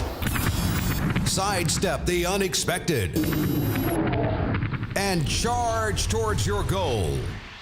Navigate through the challenges. Retirement is your end zone, and the touchdown is within reach. A successful retirement is your championship. Let Coach Pete design your customized income game plan today. All right, we are going to kick this off strong. Inaugural episode of The Wide World of Investing. I'm Thomas Lipscomb alongside Bruce Rosenblum, leading the charge best-selling author, Coach Pete DeRuda. Now, Coach, how did you dream this show up, The Wide World of Investing? Well, this is a wide world of investing, isn't it? You can invest in all sorts of things these days. When I was little, I had a coin collection. I still have it. Yeah. That's an investment. A lot of people invest in coins, Bruce. Indeed. You know, a lot of people invest in silver and gold. We started tempting our children. My dad did actually with the 50 state coins, just to kind of start that process. Collect them all, Yeah, so it makes sense, doesn't it? All right, you invest. A lot of people I've talked to invest in wines. There's a big market. There's wine auctions at Sotheby's, the big old snobby auction firm, right? And then you can invest in bourbons, like Pappy Van Winkle, these kind of things. They go up in value. Baseball cards, what you sports do is cards, you everything can't else, open sports cards. I mean, what else? Dominoes, Legos. It's true. You name it. Legos for sure. Yeah. Rock'em Sock'em Robots. If you have unopened one of those original games, like Hot Wheels, right? You name Classic it. Hot Wheels. There's that show on the Public Education Network some kind of road show. They would go around antique road shows, and they would find different antiques. People invested in antiques. But you go to a lot of people go to estate sales to find things that people don't value right. You know, think about it. Have you ever had anybody pass away in your family? Yes. Have you ever had to go and clean the house out that they left behind? I actually have a story to go along with that. My great aunt used to own a retail store in a downtown neighborhood here for years and years and years, and she dealt in collectibles.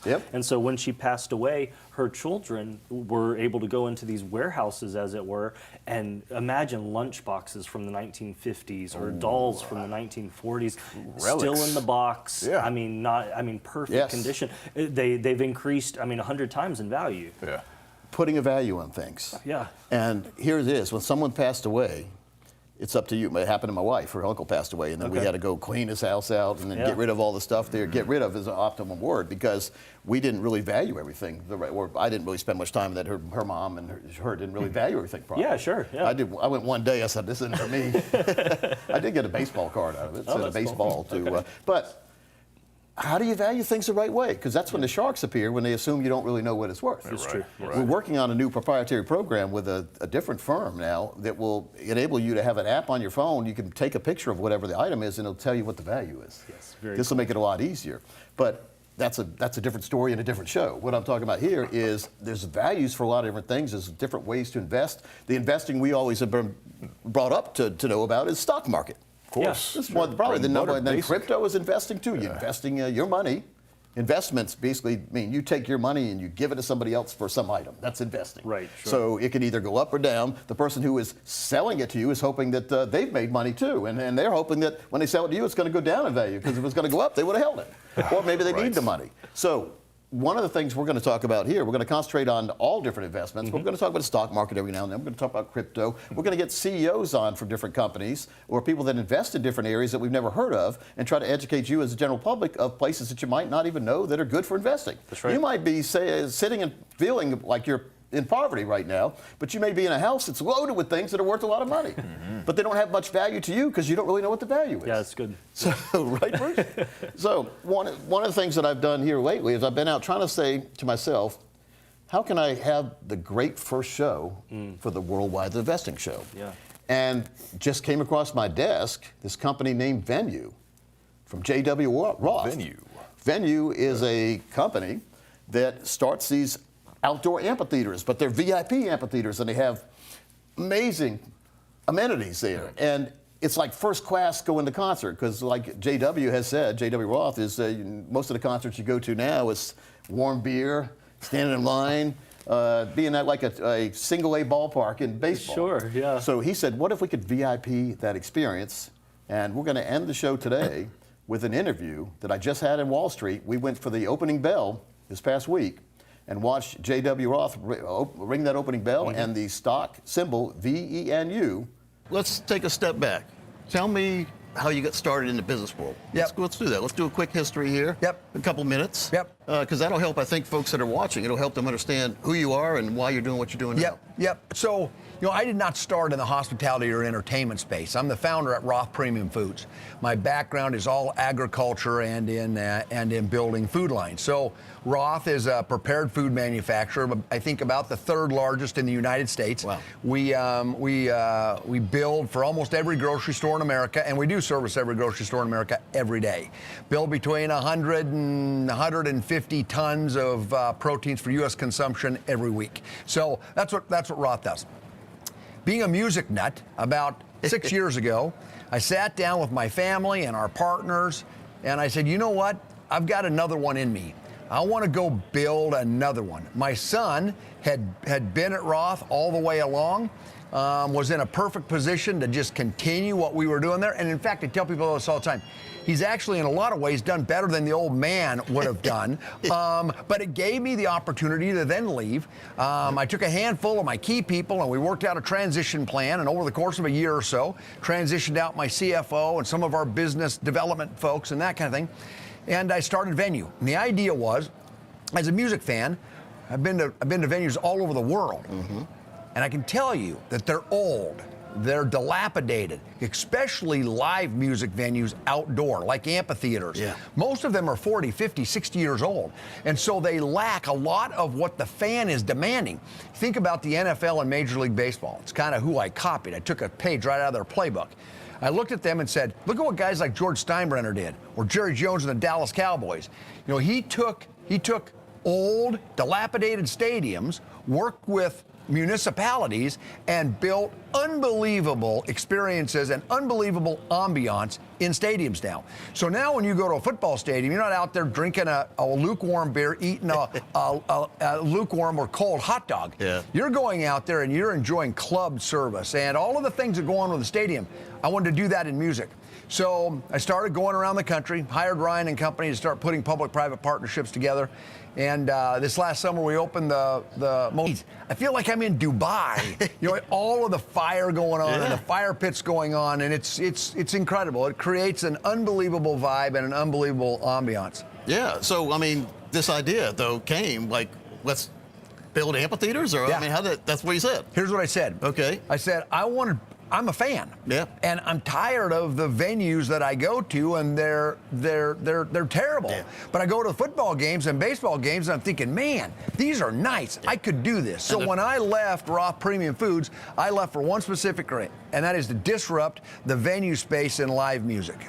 Disrupting, because I mean, some of the, like the Major League and football places, their video screens are better than the TV at home. No question. No question. And the food is unbelievable. I mean, you have 5-star restaurants now in baseball parks. And so, you know, we built a seafood and chop house in the Ford Amphitheater in Colorado Springs. You know, it's a 5-star seafood and chop house inside of a music venue. Now, that's amazing. Yeah. Instead of hot dogs and a slice of pizza. That's right. That's exactly right. No more hot dogs and slices of cold pizza.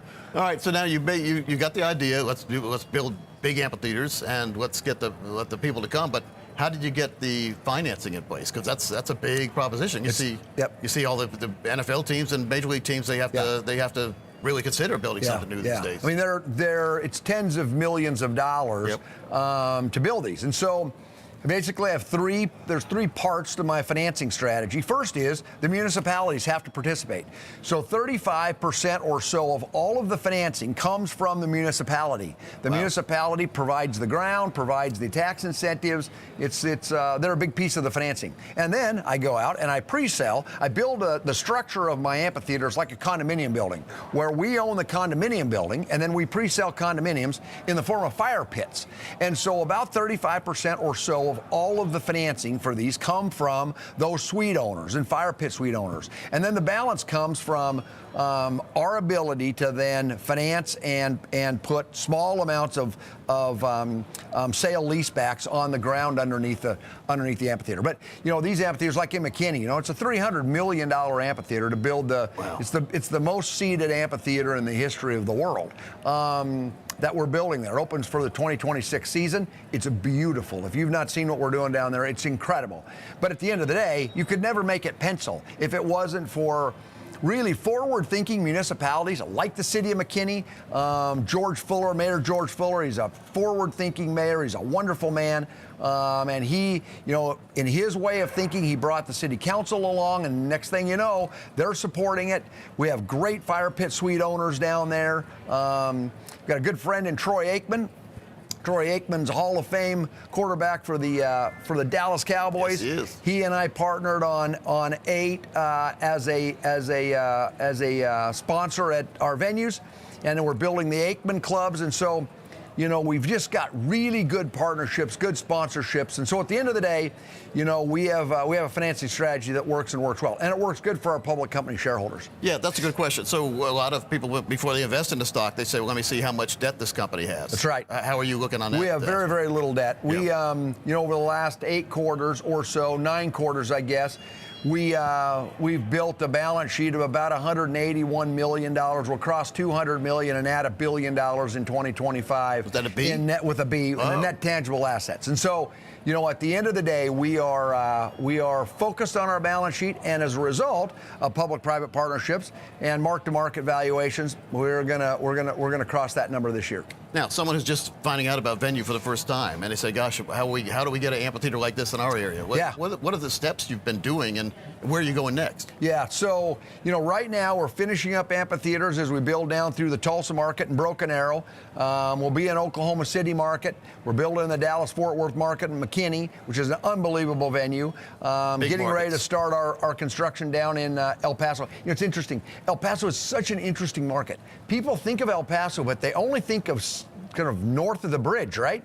Listen, south of the bridge is just as big of a market. Latin music has exploded. There you go. It has exploded. Yep. And that market has exploded. And so at the end of the day, I tell people all the time, don't count El Paso out as might be the most profitable venue we build in the next 10 years for that exact reason. When is that on the schedule to come out? We're booking it, and it will open in 26. So we're about 15 months out.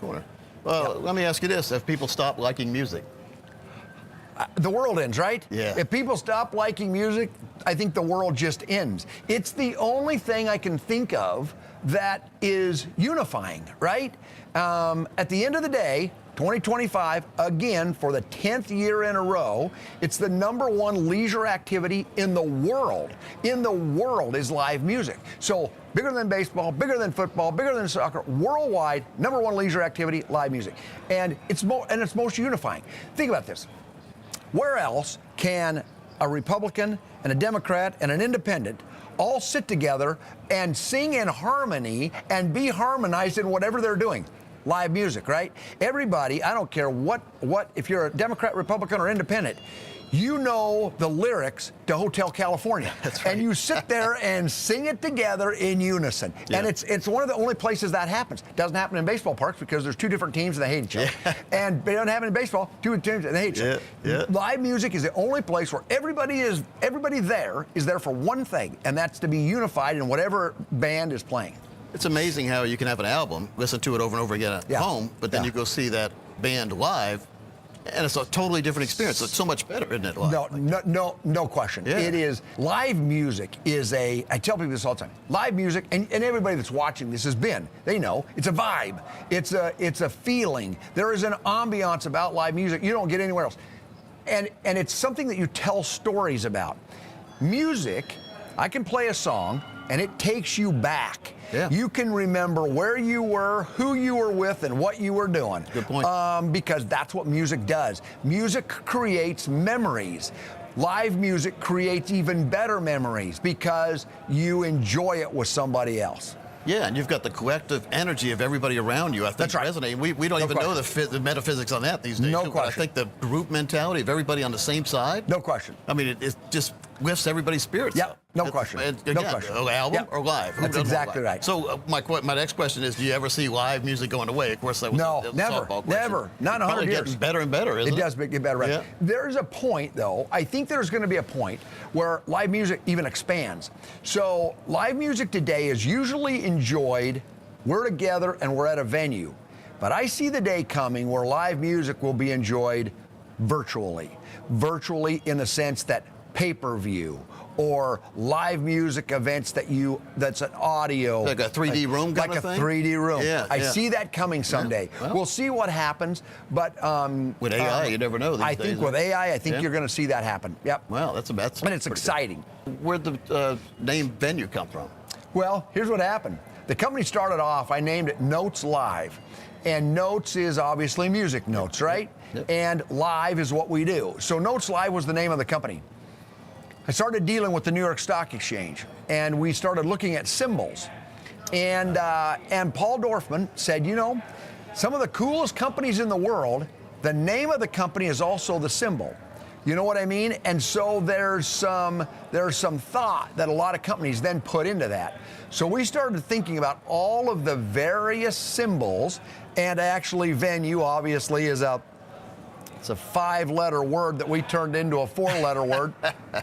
And it's just so descriptive of who we are. It is. And then the New York Stock Exchange worked with us to make that our symbol. Did you get a thesaurus out? Yeah, exactly. I do that online Yeah, nowadays. I find a exactly. different word. Exactly. If I can't pronounce one word, I go with another exactly. one. All right, so then let's talk. We've got a couple minutes here. Yeah, absolutely. Let's talk business. Yep. For someone who's watching this and they are interested in investing, what would you tell them as far as a brand new investor? What kind of steps should they take, and what would you recommend? Yeah, so, I'd love to have you as a shareholder. Our symbol is VENU, traded on the New York Stock Exchange.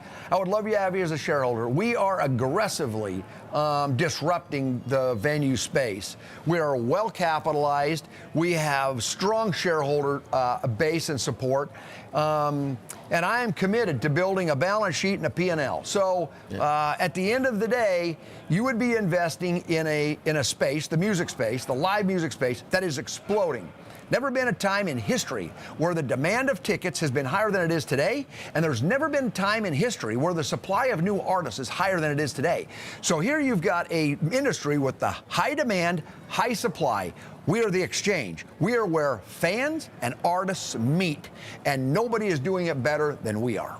Symbol's Venue Live, by the way. Yep. Great symbol. Venue Live. Yep. Now, somebody who wants to invest in one of the new places you're building, is that possible for someone to have a stake in the next amphitheater? Absolutely, and we have a great team that does that.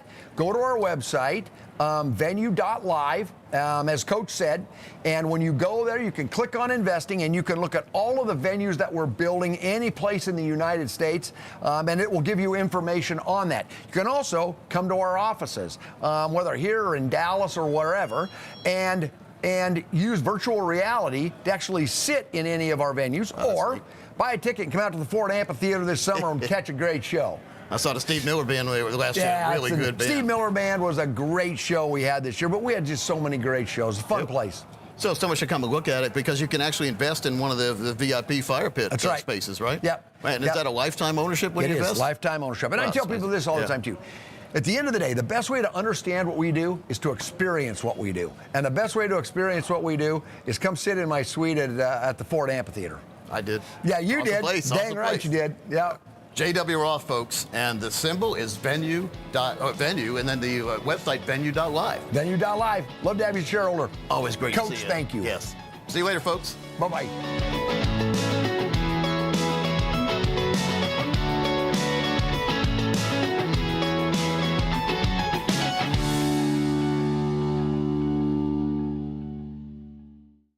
Hey, I'm Coach Pete DeRuda, president of Capital Financial. Folks, the financial world is very, very confusing. That's why we put together a series of educational videos called webinars. You can see them at any time by signing up at CoachPete.com. We'll see you there.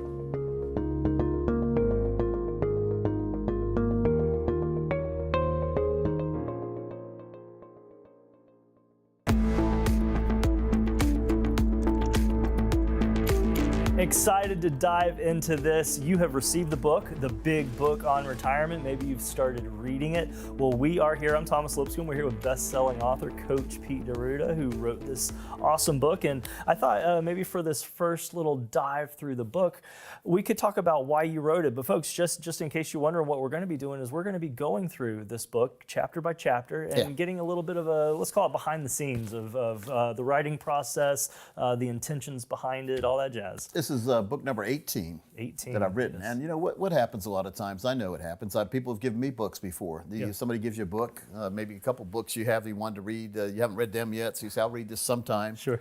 It gets put on the bookcase. Yep. And then it gets forgotten. Yep. So these are really good tools and techniques in this book. We're going to go through every chapter telling you why it's important, but you can really act on these tips and tools to get a better retirement. So that's why we wrote it. I didn't write it just to write a book. I've got plenty of books. I don't need any more books. But we wrote this for a very important purpose, and that's so you could understand how to really plan your own retirement. It's true. And you've divided it into 5 key sections. You have game theory, tactics, offense, defense, and the 2-minute warning. Yeah. I love how you made this analogy. You call it the big book on retirement, but you've made this great sports analogy here where you're kind of taking every element and comparing retirement in that way. Well, there's a big game every year. We can't call it. It's a football championship. If you say the name, you have to pay the NFL. I like Campbell's tomato soup, Coach. Super. It's super. Yeah. So, but we all watch it. Yes. And the commercials charge a lot of money for the commercials. Oh, yes, but they're so good. It's the same theory, though. It's two teams going against each other. Sometimes you can tell one team was more prepared than the other. No doubt. We want you to be that team that's prepared to play offense all the way through retirement. In other words, doing what you want to do on your terms. And that's why I wrote the book. So I hope you enjoy it. We're going to tell you why each chapter is important, but skim through it. Find some chapters that interest you. If you have any questions or if you want your own plan done, we're always available to do that. That golden ticket you have there, you got with the book, will show you how to get that appointment at no cost and put you in control of retirement. So it's all about having that game plan and mastering it and putting you in control. And that's what we're going to do with the book. We're going to tell you about each chapter, how each chapter can benefit you as well. Coming up.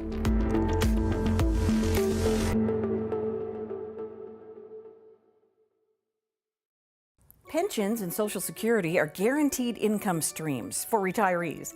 Unfortunately, pensions are a thing of the past, and Social Security may not cover all of your expenses.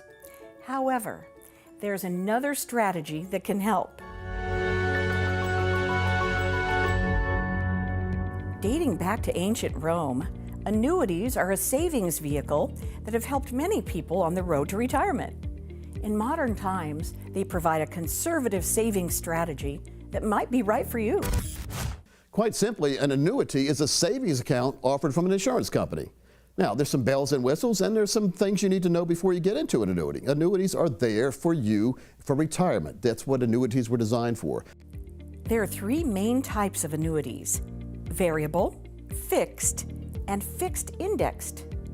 They have some important differences, each carving out their potential place in a retirement plan. First one is a variable annuity, which in my humble opinion is one of the worst financial instruments ever designed. Why? Because first of all, it doesn't provide you with safe money. Unless you start tacking on riders and this and that, and every time you add something on with a variable annuity, you start basically pushing up the cost. On average, the average variable annuity that I've seen in my lifetime has been with fees of 3.5%. Variable annuities are tied to an index or a stock market or a mutual fund type account where your money can go up, but it can also go down. So to me, a variable annuity shouldn't even be considered in the annuity world, because to me, annuity means safety and making you have that financial confidence all the way through retirement. Then there's also your fixed annuity, which is kind of like a CD on steroids, generally 3, 5, 7 years. 5%, 5 years. At the end of 5 years, the term's up. You either take your money and go home with it, or you take your money and renew it again. So that's cool. Then we have a fixed indexed annuity. Now your money is not in the market, but it's tied to an index that is market driven. So the beauty here, since you're not in the market, you never lose money. The market goes down, you get a zero that year. The market goes up, you share in the gain. Market goes down, you get a zero. You see, it's a lot easier to recover from a down market if you had a zero and not a negative 30, 40, or 50. And a lot of people have experienced the negative 30, 40, or 50 right before they were going to retire, and they couldn't retire. So which, if any of these strategies, are right for you? They come with some distinct advantages and disadvantages over other retirement savings vehicles. Now, the disadvantages, it does not make as much as what the market does. It's a little bit off on the market, where if the market on average is 8 to 10% over the past 100 years, an index annuity is running 5 to 7%. So you do give up a little bit of earnings on that. Actually, I don't look at it as being tied down. I look at it as being protected. My period of time is a lifetime income, so we use these for retirement. It is in effect a pension account. The minute you retire or decide you want to start taking money, you get a lifetime income you can never outlive, even if your balance goes to zero. You pass away, your spouse continues to get that same income until they pass away. Both of you pass away, whatever balance is in there goes on to the next of kin or wherever you decide to go, churches, charities, wherever you want. In other words, you do not lose your money when you die. The old annuities of the past, the minute you died, the money went into the insurance company's pocket. Common misconception these days that Wall Street likes to push, because if they can get you not to put money in an annuity, they keep it under their management at risk. They make a lot more money in fees, expenses, and commissions, whereas you should have some of your money in a place where there's no fees, no financial termites, we call them, fees, risk, and commissions, and give you that lifetime income that you and your family deserve. It's important to get the facts straight about all the different planning strategies at your disposal.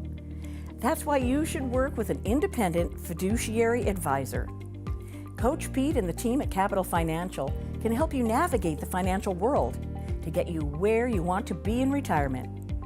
Take advantage of the no-cost, no-obligation financial review to understand the ins and outs of your retirement plan. a customized plan based on your wants and needs. Contact us today. Also, be sure to like this video and subscribe to this channel for more retirement help.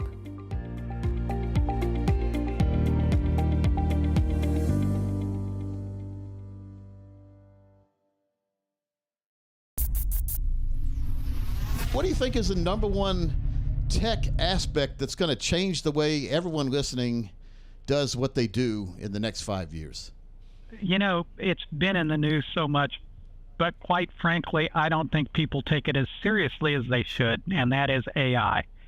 And AI has, since its introduction into the marketplace, it's just made huge leaps and bounds. But what most people don't realize is it's been in development, in serious development, for 40 years. Billions of people are using it a day. It gets really sophisticated really fast across cultures, and it is going to radically change our landscape in the next 5 years.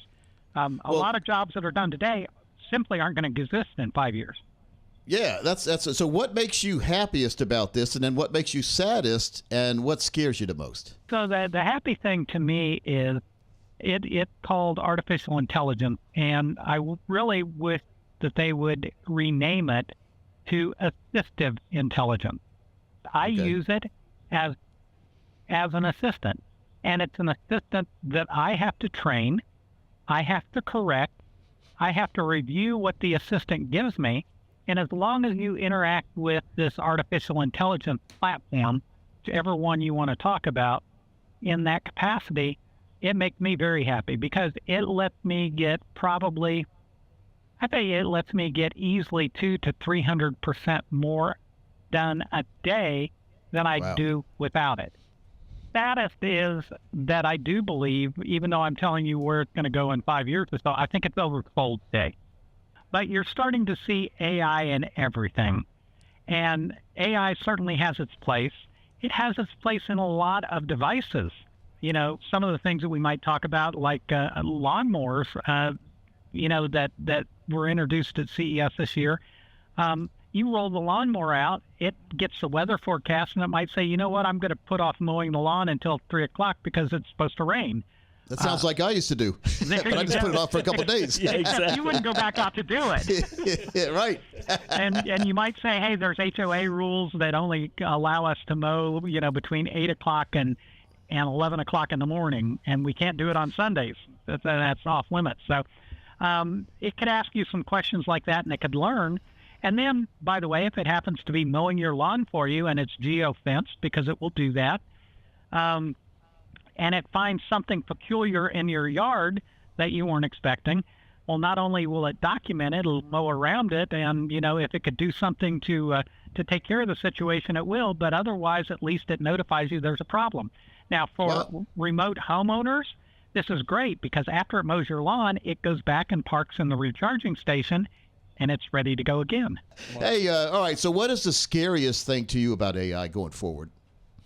The scariest thing to me about AI is when it gets into certain applications that it shouldn't be in, and that there's nobody checking it or verifying it. For people that don't recognize that it's not perfect, it gets you in a lot of trouble. In fact, there's been attorneys, because quite frankly, AI today is great for law, but there's been attorneys that have used it in brief, and it's made up information that's just not correct. Oof. And it puts it in a brief, and let me tell you, a judge is not very happy when that happens. What do you think is going to be in the, let's say in 2 years from now, what